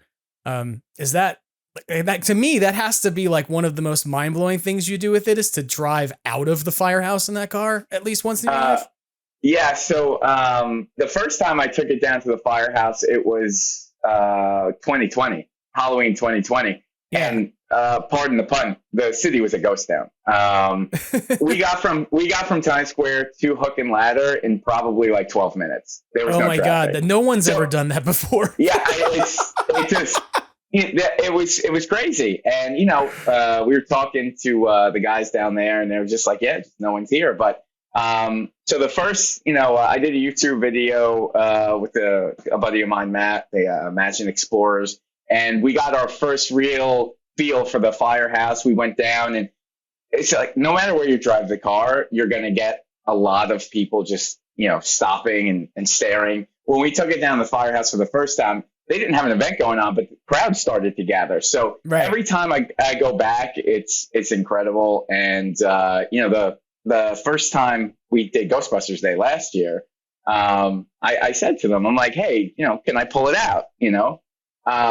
They're like, yeah, sure, no problem. You know, the other problem too is when I pull the car into the back, because I pulled it into the lip there.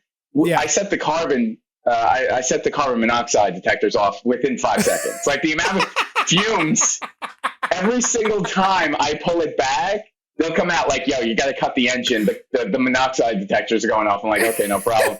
That's just to give me a tidbit too on those old school engines, but. So yeah, Ghostbusters Day, the first, you know, last year when we did it was awesome. So dumb old me, you know, I'm not a film guy. So I remember them ripping it out of the firehouse. I'm like, man, that would be so cool to do. So I'm like, all right, you know, I'm waiting I look at the light and I'm like, all right, there's no cars coming. So I got Greg and Pastor. I got a couple people in the back and I'm like, you know what? I'm just going to gun it a little bit. So I kind of, for a 59, I whipped it out of that firehouse and I brought it around the block. I get back to one of the guys like, you can't do that. There's people here. I'm like, I'm so sorry. And then Greg's like, you know, they sped it up in the movie. And then he shows me the Ultimate Edition where it's basically going like at a snail's pace. I'm like, oh yeah, I didn't know that. So on my Instagram, you know, and I got a little better with editing. So I kind of mirrored my pullout to the Ghostbusters. Now theirs is sped up, but mine was not. So yeah, it was pretty cool. They didn't give me a lifetime ban. They let me come back the next year. So but it's a surreal feeling. You know, it came from owning an Ecto-1 and then being able to bring it to the firehouse and then pulling it out. It's like, where does it ever end? Because it just keeps getting better and better. And then we had Ghostbusters Day again this year, which was an absolute mob scene. And then they invited me back. I don't know if this is spoiler alert, but they invited me back again for next year for the 40th. So I'll be back there with the car, which you would imagine is going to be even bigger. So yeah, it's as a Ghostbusters fan, it's incredible for me. I really like delivering that for people because how many people have come up like, I never thought I'd see this car in my life. It's so amazing. Thank you. And I tell them, thank you for enjoying the car. Like that's part of it for me. So yeah, it's a really cool vibe to do that. That's amazing. That's so funny. I think I've seen that video and I didn't, I think you described it. I'm like, I'm pretty sure I've seen this video. And now that I think about it, you're right. They do speed it up in the movie. Mine was not sped up. Yeah. So I learned that the hard way, but all good. All is forgiven now. So. Yeah, so after the event ended, Nick was slightly overdressed, and it got to be at least into the 90s when we went for GB Day 2022. So he left me there to bring the car back home. So the event was emptied out, so they let me pull out of the firehouse a bunch of times, and I got to do whatever I wanted. It was, fast, slow, whatever you want, because it was empty by that point. So got a few practice shots in. That's amazing. I think that's something that most people who even have an Ecto will not get the opportunity to be like, I got to pull it out of the house. Like I got to. Yeah. I mean, that for me, growing up, I mean, because I was born in 85. So I grew up on the cartoons, didn't see the movie till later on. But like watching the movie, for me, obviously being an Ecto 1 owner, like the scene with the car coming out is just so iconic to me. And to be able to, it was the daytime. Eventually I let them to get me do it at night. But yeah, I mean, the car itself is its own character. So it was just really cool to do that. And listen, if Hook and Ladder wants to raise some money for, a charity, we'll pull people out of the firehouse all day long for Ghostbusters fans. I mean, there's got to be a market for it. So we'll have to talk to Nick over the firehouse, see if the city wants to get something going. But yeah, we'll do it all day. It's funny. Like it's kind of like jump rope for heart, except it's like pull out for the firehouse. I don't know. That's it. That sounds like a terrible name for something now I'm thinking about it. It's not, it sounds weird. We'll throw it on the board. We'll figure something out. Yeah, we'll brainstorm it, but we probably won't use that name because it'll sound weird. Somebody will misinterpret that to mean something way different. If you Google that, I'm not sure I want to see the results. So maybe, we'll workshop it. Yeah, we'll kick it around the firehouse. This is the plan from here. But you've done obviously you've done Ghostbusters Day. You do a lot of other events, like we were talking about the drive-in. Maybe you do go to the drive-through. I don't know. You just stop by and you're like, give me some food. But you're appearing like at the Mahoning Drive-In was where you were over the weekend, right? But one of the things you've done recently that certainly got a lot of attention because it was on television and things, and Ghostbusters News reported on it, was that somehow you ended up teaming up with Matt Cardona, right, for the Game Changer Wrestling Homecoming, and the car came out as you call it valet, but I call it manager. So how did this happen? Like, how did you end up, with the car coming out in the middle of a major wrestling show that people were attending? Yeah, so actually, last year at Ghostbusters Day, there was a local wrestler, Justin Carino. He's a huge Ghostbusters fan. He had asked me to do something like that, and I said, sure, just let me know. I was a big wrestling fan growing up. He never had an event or anything like that, I guess, that could hold the Ecto, because, it's a pretty big car. So I guess, I don't know, maybe, he knew the Cardona because, the wrestling circles are small. I'm not sure how he did, but one day I just got a message from Matt on Instagram, and I'm looking, Matt Cardona, I don't recognize the name. And then I realized he was Zack Ryder in the WWE. And obviously I knew that name. And he's just like, I'd love to be able to bring the car out. I got a big thing in Atlantic City. And I'm like, yeah, sure. No problem. We can get it done. So it was a brief conversation. I didn't have any insight as to what was going to happen to the car. And then it's like the next day, I'm like, wait a minute, what are we doing exactly, with the car? He's just like, no, it's going to be far away. I'm like, because I can't have anyone shooting star press onto this thing, Yeah, tombstone pile driver on the hood. Yeah, exactly. I don't want to call Greg up and be like, Greg, we need new parts for the car. So it was kind of vague in details, and me, I'm just kind of aloof in that. So I'm like, yeah, let's do it. Absolutely, sounds good. So yeah, that was probably June, and we had gone back and forth a little bit, and so we trailered the car down for the first time we ever trailered the car down. Actually, the last 10 days we've trailered it twice. We're not doing that anymore, but so we took it down, and we got there. They went over what they wanted to do. It's funny because initially they're like, let Matt get in the car and him drive it. And it was tight in there. So you talked about the third floor on the museum. This was, the basement of the showboat. And there were some columns for structural. And he gets in the car. He's looking, maybe he should drive. I'm like, I'm going to drive here, Matt. It'd probably be better.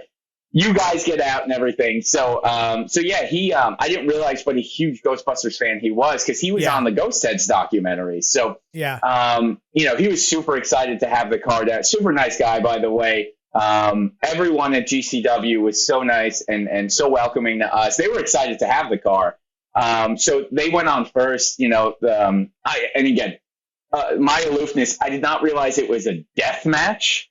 And I'm like, you know, is that on brand for the Ecto One? I'm not sure if, you know, people are showing their kids this Instagram. They're going to, because they had pizza cutters. And like, if you see some of the videos that I posted, it was pretty ruthless. Like they had the halogen 4-packs and they're just getting whacked. And so he and his partner, they loaded up in the back, and I just kind of cruise in, you know, rolling speed. They pop out. They had the Death Matchbusters logo. They came into a custom done song. So it was a lot of fun. So I had Greg leading me in. So I guess, you know, Greg, you could tell the fans' reaction when they saw it. Sure, yeah. So like Nick was saying, we were kind of almost in a space that was almost like a tiny little hallway just to pull the car up, because they had it all set up as an arena. So there was only so much backstage area. So we had the truck and the trailer in there too. So it was tight. And then obviously all the wrestlers were back there prepping. So I'm kind of just flagging them in and kind of just keeping it off to the side. So that way, you know, we can avoid the crowd. And I don't think anybody realized that that's what was happening. They just saw flashing lights and stuff. So it kind of got like up to the fender, and you just saw like the whole crowd just erupted. And they just, you know, whether you're, you know, a Matt Cardona and Steph DeLander fan or not, I mean, it just made the whole thing, you know, that much more intense. So, you know, and then that's what people were saying. I just saw everyone's face kind of light up. Everyone that didn't have their phone out grabbed it as quick as they could, and they started filming, and it just went on from there. But the match was overly intense. So if anyone's ever seen Dark Side of the Ring about GCW, a lot of Nick Gage coverage, I mean, there's a lot of intensity to those matches. And Brad, the gentleman that runs GCW, he was very gracious and accommodated us, you know, the entire time we were there. So it was great. We had a good old time, you know. I mean, I mean, again, I'm not saying it's going to be the last time you ever see the Ecto in a wrestling entrance. Maybe we'll do something bigger and better, but shout out to all those guys. It was a great time, and hopefully we see Matt Cardona back in the WWE. And I texted him the day after, and I'm like, listen, I'm always going to be available for WrestleMania in case you need me. So. Yeah, I mean, it's kind of funny. I think he's like a Long Island guy originally. I think that's where he comes out of, if I'm not mistaken. And so I've seen footage of him when he was a kid, when he was on the Rosie O'Donnell show. And like he was brought out as a kid who could, I don't know, I think he sings or something. That was like, look at this little kid. And it was when Rosie O'Donnell would have kids on from the area who could do funny things. And there's like Matt Cardona on like Rosie O'Donnell, and then he grows up to be who he is. It's kind of funny, but he's always been a performer. He could definitely take a chair shot like a champ. I'll say that about him. Yeah. So.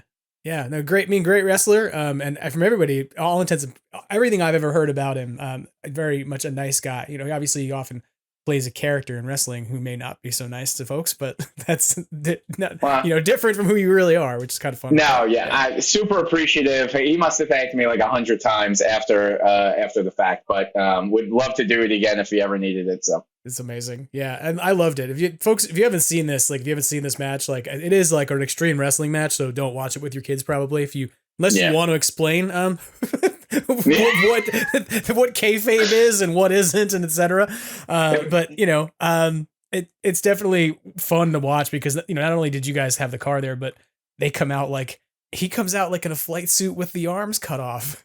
To wrestle in. You're like, what? Well, I mean, we talk about breathable flight suits. Maybe that's I mean, I don't have a lot of us don't have the physique Cardona has, but you know, it could be an option. Yeah, I thought it was funny because, you know, a running joke on this show is that we're going to get people wrestling robes, like Ric Flair style robes, if they come on the show enough times. And then you all came out with the car at a wrestling event, and then a shout out to, I think it was Ivan Ronald Shablatsky on Facebook, recently suggested that there was a wrestling belt that was on Facebook that had Ghostbusters stuff on it. And he just was like tagged Extraplasm and was like, I think the Extraplasm podcast might need this. And I'm like, oh, we probably need robes first, but we're getting there. Like, I think Ghostbusters and wrestling are going to merge over until eventually I'm going to have wrestling entrances, and then I'm going to call you. So there you go. I'm never going to be Matt Cardona. but whatever. I'm just gonna have wrestling style entrances places I go. Like I'm gonna go to, I don't know, like McDonald's and just pyros go off. That's my plan for life. The music hits, you're just rolling in. Yeah, there you go. Well, so now though you've got, you've been doing all this great stuff in terms of the appearances that you do, the stuff at the firehouse. But what do you got cooking up now for, this coming sort of Halloween season as we track into September and October? Grand plans this year. So, I mean, October, as you would imagine, October is just out of control busy. So a couple years ago, I mean, the whole point when I gutted the back out to custom, I had mentioned, I want to be able to bring this experience to other Ghostbuster fans, right? So like for me, it's a thrill to own the car. Everyone's not going to own an Ecto because they're so rare, but I want to be able to give somebody that kind of memory. So I had thought about it. I'm like, I would love to do tours in the city. And I had mentioned we had done the YouTube video with Matt Daniels. And I'm like, you know what? I want to go a little deeper. So I'm running something called Ghost Tours coming up this September and October on select dates. And basically what we'll do is we're going to pick you up outside the Lincoln Tunnel. You can book parties of 2 or 4 or 3. And we'll take you around to the filming sites of the locations of Ghostbusters. But on the way, I've penned some Ghostbusting stories on other monument sites. So you're going to be able to still see a lot of New York. So, I took Tobin Spirit Guide. I took RGB, Extreme Ghostbusters. I dug into the history of the buildings, the Empire State Building, to craft, a formidable story that we can tell you as we go. So you're not just going on a sightseeing tour. When you get in that car, your driver is a Ghostbuster. So it's a little more involved than that. And, we're in the process of shooting the final promotional trailer for it. And then we, without giving too much away, we have plans on shooting in the next couple of weeks. Think of, I guess, before you get on the Disney ride, like an Ecto safety video, fused with an airline safety video, which I know they did for Lord of the Rings. So, something like in case of a ghost haunting, there's a ghost trap under your seat and things of that nature. So, and then our guests, are welcome to bring their flight suits. You have an option to rent a flight suit for the ride. We're going to have Ecto Cooler. I know GB fans had posted the latest recipe, so I went online and bought a bunch of the ingredients. So you'll get some Ecto Cooler. You'll get a snack bag when you come on. You'll get some Twinkies. You'll get a Crunch Bar, some Cheez-Its. I want to incorporate as much as I can from the movies. That sounds so fun. Yeah, and kind of put my own spin on it. So, listen, the only thing I worry about is our girl holding up because, we're asking a lot of her to do it. Because when I had posted the teaser, I probably got about 70 requests. And then GB fans picked it up. And, like, anything they pick up, it's just like, boom. Like, I got over 450 booking requests. Yeah. And they're still kind of trickling in. So I can't accommodate all that. But, the goal is to do it this fall, see how it does. And then if it's something people have a demand for, we'll plan on doing it again next year. If we do swap out the engine in the car to make it more conducive for that. Right on. Yeah. That sounds like so much fun. I mean, it's something where I was thinking about this recently that like when I was a kid, you wouldn't have these kinds of experiences where you could go and like engage something from your fandom in this way that was kind of interactive. Right. And it's like just as an analogous thing real quick. Shout out to the Long Island Ghostbusters because they actually do this thing called Spooky Walk that's at a place called Camp Paquatuck that happens to be like 15 minutes from where I grew up. It was the place I went when I was a kid that was like Halloween. We'd go there. It was like the haunted hayride and the tour. You could walk through the woods and go on a spooky walk in the woods. And there was all kinds of haunted stuff. There's scare actors that would jump out of the woods and whatnot. Well, they do like a live bust now. Like, oh, wow. That event. So like they go every year, they bring their cars and they, stand out there and they figure out how to get EL wire and hang it up in the trees that turns on when their neutrino wands are up. So it looks like they're blasting stuff in the sky. And I just think that like those of you out there doing this kind of stuff that are like creating an interactive experience, is so important and so amazing. Cause like as a little kid for me, that would have been like Radio City Music Hall is having He-Man on stage. And go get some tickets to go see He-Man and She-Ra sing songs on stage, or the Ninja Turtles Coming Out of Our Shells tour, Or it was like, yep. Or it was like, oh, here's a guy in a Dick Tracy mask appearing at Caldor. Which, for those of you who just got a Caldor reference, you've earned your cookie for the week of being a Northeastern person from the 90s.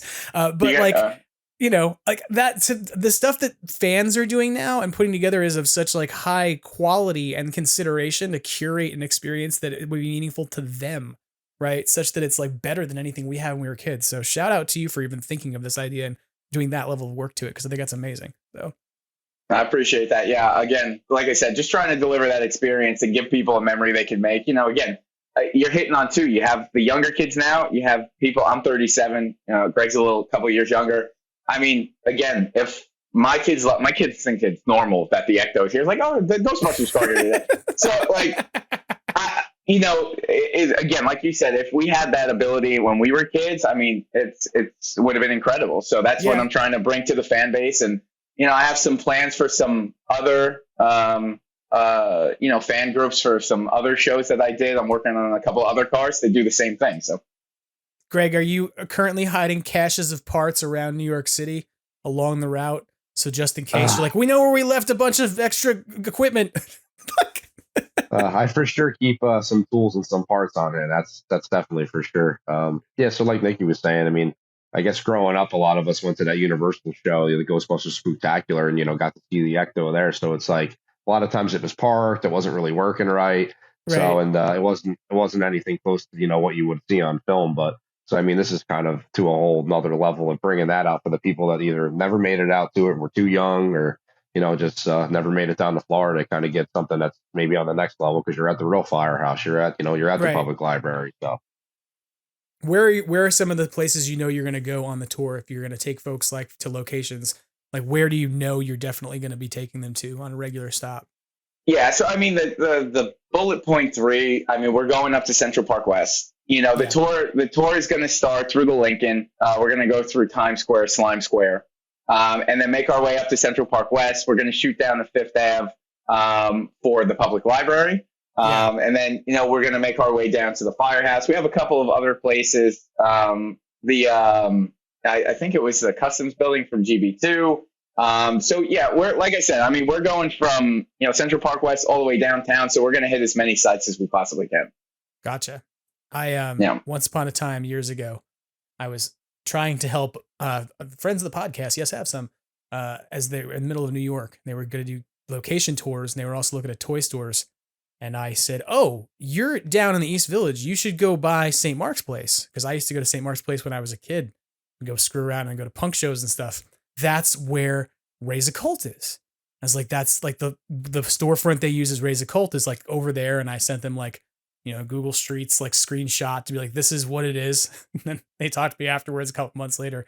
And like, you're the one who sent us to Raise a Cult, aren't you? And I was like, yeah, like that was so scary. And I was like, why? I was like, and then I got to find out the neighborhood around St. Mark's Place has changed a bit apparently that I was not aware of. So I don't know if you're going to drive people down there, but yeah. Hey, listen, we can always add it to the Ghost Tour agenda. So you never know. Yeah. I mean, there's not much to see, to be frank. Like if you drive over there, it's been converted now into, I don't know, a Wendy's. Not really. It's something else, but it's a Starbucks. Starbucks. So yeah, I think for most Ghostbusters fans, just being able to get because we're gonna stop at each of the 3 main, the public library, Central Park West, and then the firehouse. I just getting that shot of the firehouse with the car and you being there, and we'll have packs that you can throw on. So like people who are like, oh man, I wish I had a Proton. We're gonna have all that stuff, so you don't have to worry about that. But that shot is it's awesome because the way we angle it, you can get the World Trade Center in the back too. So it'll be a lot of fun for a lot of people, I think. That's awesome. Yeah, I think it's cool that you're going to have like packs on hand for people to be able to take photos and do that kind of stuff, because you can pull in folks who are like hardcore fans who want to come and bring their own gear, but you can also pull in folks who just want to, like, we've never been able to have that experience. And it's like one day you can go do it, because I mean, to be real, like I know that there's folks out there who listen to the podcast who have been fans of Ghostbusters forever and have been building props in their garage since they were in their teens, and now they're in their 40s. Like, but there's also people who just don't have the resources for that and who won't. And they, like just space wise, especially in New York City, like not everybody has a workshop, everyone. Some people just live in apartments. And so, the ability to go and vicariously have your day as a Ghostbuster I think is really cool. You know, it's something that especially if it's an itch you've really wanted to scratch for a long time, to be able to ride around the car, put on a Proton pack, take some photos and be like, I did that. I had a day as a Ghostbuster is a very cool thing to do. So I like this idea. I'm jealous that I'm not on the East Coast because I want to come ride around your car, but oh, come on now. It's not June, July, or August when we're running these. Sure, we'll fit into your temperature tolerance there, Jim. It'll be fine. To be fair, my sister's gonna have kids like the next couple months, so I may end up back there anyway. We'll see. But you just let us know, and because we have a couple. You know, when GB News reposted, I said, guys, you want to come down, give an honest review. I'm like, and I want honest. If you hate it, you tell people you hated it. You know, I'm not looking for any false advertising. It'd be hard to hate. It would be, let's be real. It'd be really hard to hate. I mean, I don't want to say that, but yeah, I kind of agree with you. But what would you hate? He'd be like, he gave me Cheez-Its, but they were the extra cheesy Cheez-Its. They weren't screen accurate. The Crunch Bar he gave me was not in a vintage 1983 wrapper, and it had an advertisement on it for the 2024 Olympics. It was a mini. It wasn't a full size. But yeah, I mean, it's like I said, I think it's great for everyone. I think they're going to enjoy it. And listen, I promise people, even if they're not hardcore Ghostbuster fans, the looks that you will see from people as we're driving are worth the price of admission alone. Because it literally, people will just stop. And the cool thing is, so Greg just rewired the siren. So now I got a PA in the car. And I'm driving this thing around, so like I'll see people taking pictures. So I'll get on the P. I'm like, excuse me, sir, you have to Venmo me $15. I have to pay Sony for that picture, and people don't know what to do. So now I got the PA rolling. So it's going to be a good time, whether, like I said, you're that hardcore fan or not. It's going to be an enjoyable experience. That's funny. I really think it's going to be a great time for everybody who gets involved with it, and I hope that you guys have a lot of fun doing it, because I have to say, like, if I were running that event, I think it would be a really fun thing to put together. Like, it's definitely scary to be dealing with, like, you're taking the car out in the city, you've got to deal with it being out in the city, driving around, you got to deal with, like, tell me a bit about that, because I don't want to, like, stress you out talking about it, but, like, what are some of the biggest concerns you have to have running something like this? In terms of taking a car out that's this old and kind of this iconic and hard to, just to say this, like, because I'll throw this out there, it's my biggest worry I always think about is, anyone who's working on one of these cars, if anything happens to your glass, what do you do? Because it doesn't exist; it's unobtainium. I don't know. Like, what are some of the things you think are the biggest challenges of pulling this off that you think you're going to overcome? Well, yeah, I mean, obviously New York City traffic. You know, being such a big car, it's the mirrors don't exactly move on the car, so there's a lot of blind spots. But I mean, we plan on just kind of cruising in it a little bit. Now, with that being said, these tours are only going as far as the Ectotech can get us, mechanically speaking, because, so even after the flood, it's still all original. I mean, there have been a couple, but it's the original motor, right? So there's, there's some rusty spots from that we have to touch up over the winter. But, the ghost tours are, for the most part, in Ectotech's hands in terms of making sure she's running. So, I mean, Greg, what do you think, is the biggest concerns that we should have here? Yeah, so I mean, it's really going to come down to, I guess the time of day that we're running and if this thing is, going to make the trips or not, before we get the engine swap and whatnot done. So it's only about a 14-mile trip for tours. So essentially, it's like if we get stuck in traffic for hours, I mean, there's a chance of a breakdown with a 70-year-old car. I mean, if we're kind of cruising along, it's usually 100% good to go. It's just like, I don't want to leave the thing idling in the city for 2, 3, 4 hours at a time. So, I mean, basically, we're going to try to plan our time for the day and plan some alternate routes and stuff so we know we can get around to the city and get to the locations we want to get to so we can, fulfill our obligation with, the fans, because, we don't know where anybody's coming from. They could be coming out of state, out of country, from wherever, to have this experience. We want to make sure that, we give them, what we're promising them. So just like we would want. I imagine that has to be like a concern, especially with sitting in traffic, because I'm like just thinking about cars that overheat that are old. And I'm like, wow, sitting in New York City traffic is a great way to do that, So. It's funny because we did the drive-in this past weekend, and they said they had actors from like another movie, and they're like, "Oh, this is the lowest maintenance celebrity we've ever had." I'm like, "No, when she's angry, she'll let you know. Let me tell you, sitting in traffic and breathing those carbon fumes in, you're sweating. Yeah, no, she'll let you know when she's not happy." No, 100%. Yeah. What for you, like going out and taking the car out on a tour? What's the most exciting part of that for you? Like, what do you think is the most, I don't know, rewarding part of that for you, having come this far with the car? I mean, for me, I don't want to sound like a dead horse, kicking a dead horse, but just giving that memory to somebody. Like, I still remember the first time I saw my car, the on that first build when it was done, and what I felt like. So It's the faces when I pull up and they're seeing it for the first time, and then everything that kind of follows suit with it. That's really what it is for me. And people ask me all the time, "Oh, what Ghostbusters faction you're with? New Jersey, this," and I tell them all the time, I'm just a rogue guy with an Ecto, because I just belong to the Ghostbusters fan base, right? That's what the Ecto belongs to, and. The ghost tours wouldn't be possible, and I own the car, but there's so many people that involve. Like, obviously, Greg is key to the success of this car, but there have been so many people over the years that have, lend a hand, or they just tell me their story of what the car means to them. So there's so many incredible things about it, but it is just that first roll up when someone sees it and they're like, their jaw kind of drops, because that's what really does it for me. Nice. Yeah, no, I hear that. I say this often, that like teaching for me is about watching light bulbs go on. Like, I like it because I get to see that reaction of somebody getting something for the first time. And so that experience of like pulling up and having the light bulb in somebody's heart go on of like, oh my God, it's the car. I would totally get excited about that. Yeah. Greg, what about for you? What do you think is like the most rewarding part of what you're doing? I mean, honestly, it's exactly what Nick said. I mean, this whole thing is, it's really bigger than us. It's gotten to the point where it's like, it is the whole community. It's not just really one faction. It's not really one thing. And it's like the what you're bringing to the entire fan base, it's like when you've never seen the thing before, it's like almost like seeing Santa Claus in person, be like, he is real. It's like one of those things, Wait, he's not?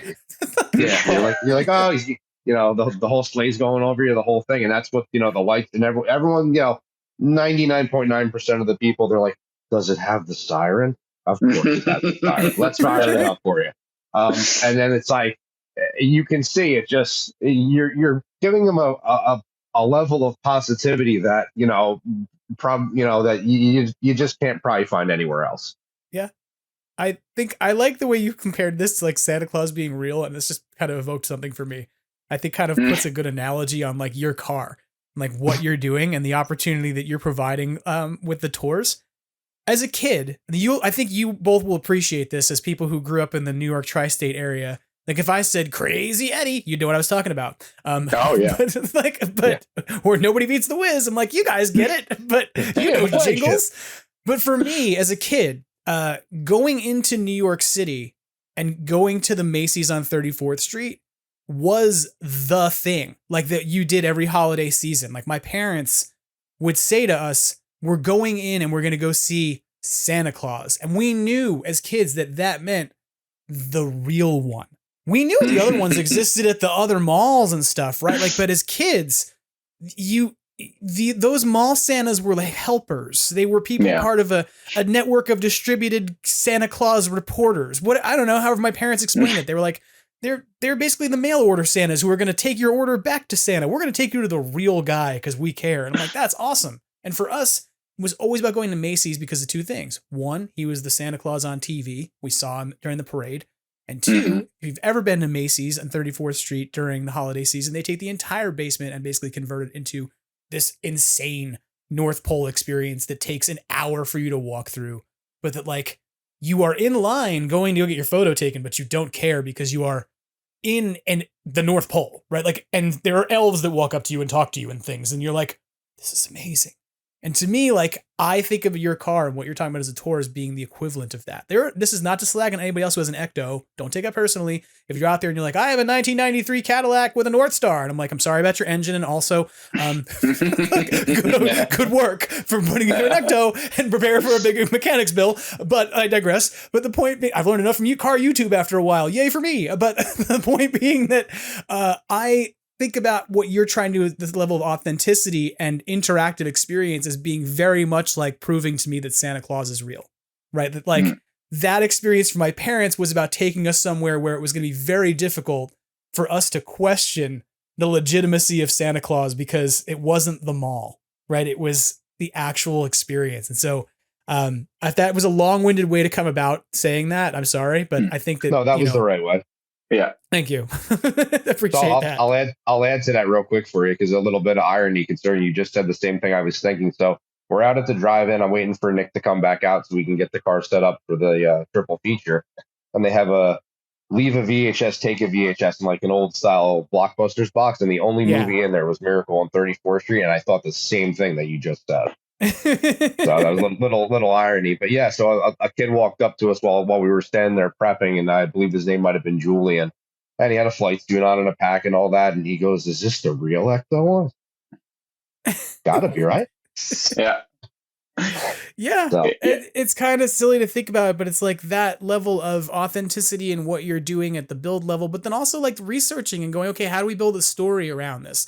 How do you take, from, hey, we could drive you from location to location, be like, yep, there it is. That's, Spook Central. It's 55 Central Park West, or whatever it is. Yep. That's Columbus Circle over there. You see that big arch thingy? Yep. That was in the movie too. Like, but as opposed to researching different ghost stories along the route and sort of building that into a paranormal experience, I think is so cool.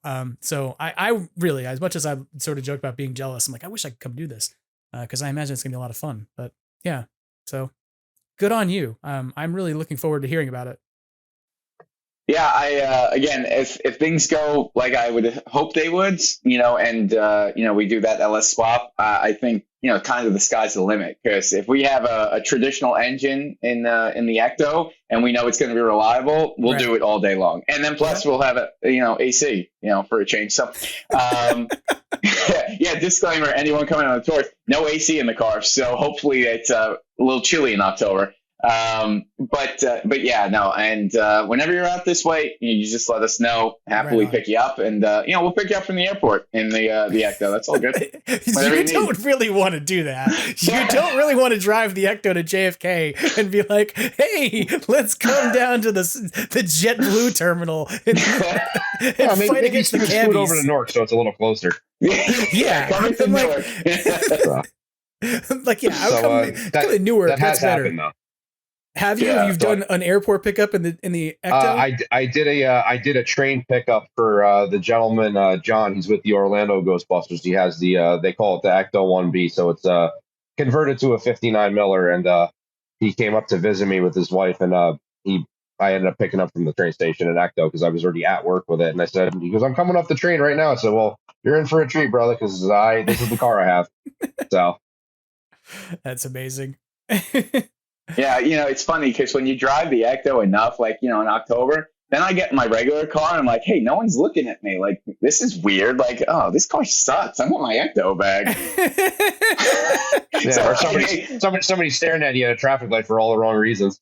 Yeah, exactly. Right. You're like, oh, they're looking at. Oh, wait, no, I don't have the Ecto. Why are they looking at me? Yeah. So it's funny what the Ecto will do to you in your the mind games that will play with you. But yeah, anytime. Listen, the offer is open. Anytime you're around, just let us know. I appreciate that, and I appreciate you both coming on the podcast. Is there anything else that you want to share with folks? Things they should check out, places they should find you, things to know about? Yeah, so I'm going to be posting the September-October schedule. We got Punk Rock Flea Market. We got one of the biggest Labor Day parades coming up. So, just keep the Instagram, paying attention to that. Ectotech, Ecto1NJ, just for any upcoming events. And we'll be rolling out the rest of the Ghost Tour stuff in the next week or so. So yeah, that's about it from my end. Yeah, right. Honestly, just to say thank you to everybody out there who's been giving us support. The guys over at the firehouse, Nick, Tony, the rest of the boys over there. And you of course, Jim, and GB News has been very supportive of us, and now it's just been a lot of good vibes for this whole thing. So I'm glad everybody's behind us for it, and definitely want to try to offer, like you said, top quality experience for all the fans out there. If you're a little fan, we'll make you into a mega fan after you've been an Ecto one. That's it.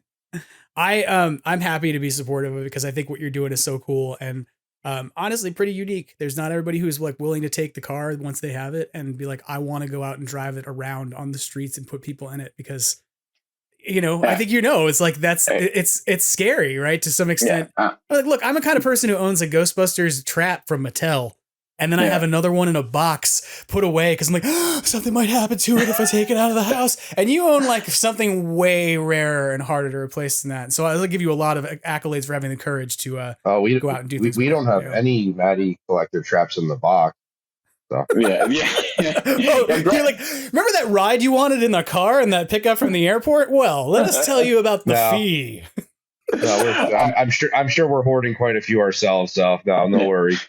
Yeah, it's funny because Greg tells me all the time. He's told me a few times. He's just like, you're like the most relaxed and easygoing Ecto owner because like Ghostbusters Day, it was just pandemonium and like. Greg runs security for me. I'm like the aloof guy, like, oh yeah, the Ecto one. Greg's like, hey, back off the car, watch the packs, and I mean, he makes a valid point because sometimes people don't realize to just whack into it. But yeah, no, I listen. For me, again, as rare and valuable as that Ecto is, if I could just bring that feeling to other people, that's what we're doing. And like Greg said, we're here for the community. We're just the entourage that comes with the Ecto and. Yeah, we're just here for everybody.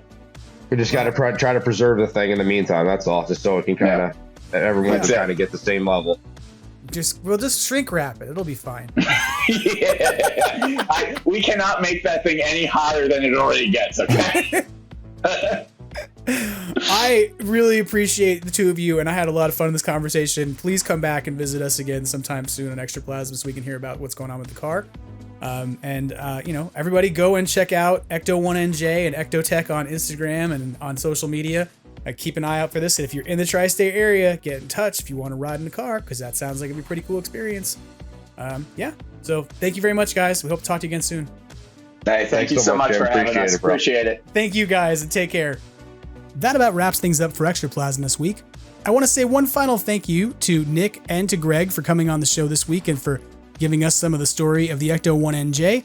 If you're in the tri-state area, seriously, you should check out that opportunity to go and get a ride from the Ecto1NJ around New York City during October, because it sounds like it's going to be a really cool experience. I also want to say thank you as usual to Brendan Pierce of Beducci Studios, who provides the logo for the podcast, and of course the vaporwave artist Magnavox, whose version of Ghostbusters serves as our theme music. And I want to say thank you to you for listening, because without you, this would be pretty boring. It's been really fun to hear from you all in the last few weeks, especially as the Facebook's gone live with episode 46. Some folks sent some really kind messages that were really awesome.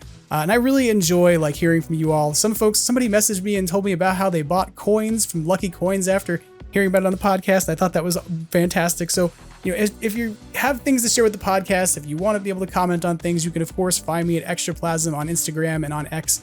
You can also find the podcast on Facebook at facebook.com/@extraplaspmpodcast. And you can of course find it on YouTube at this point at youtube.com/@extraplasm. So please go check those places out. Be well. And as Ernie Hudson says, and reminds us every week, try to have fun and always keep on busting. Take care.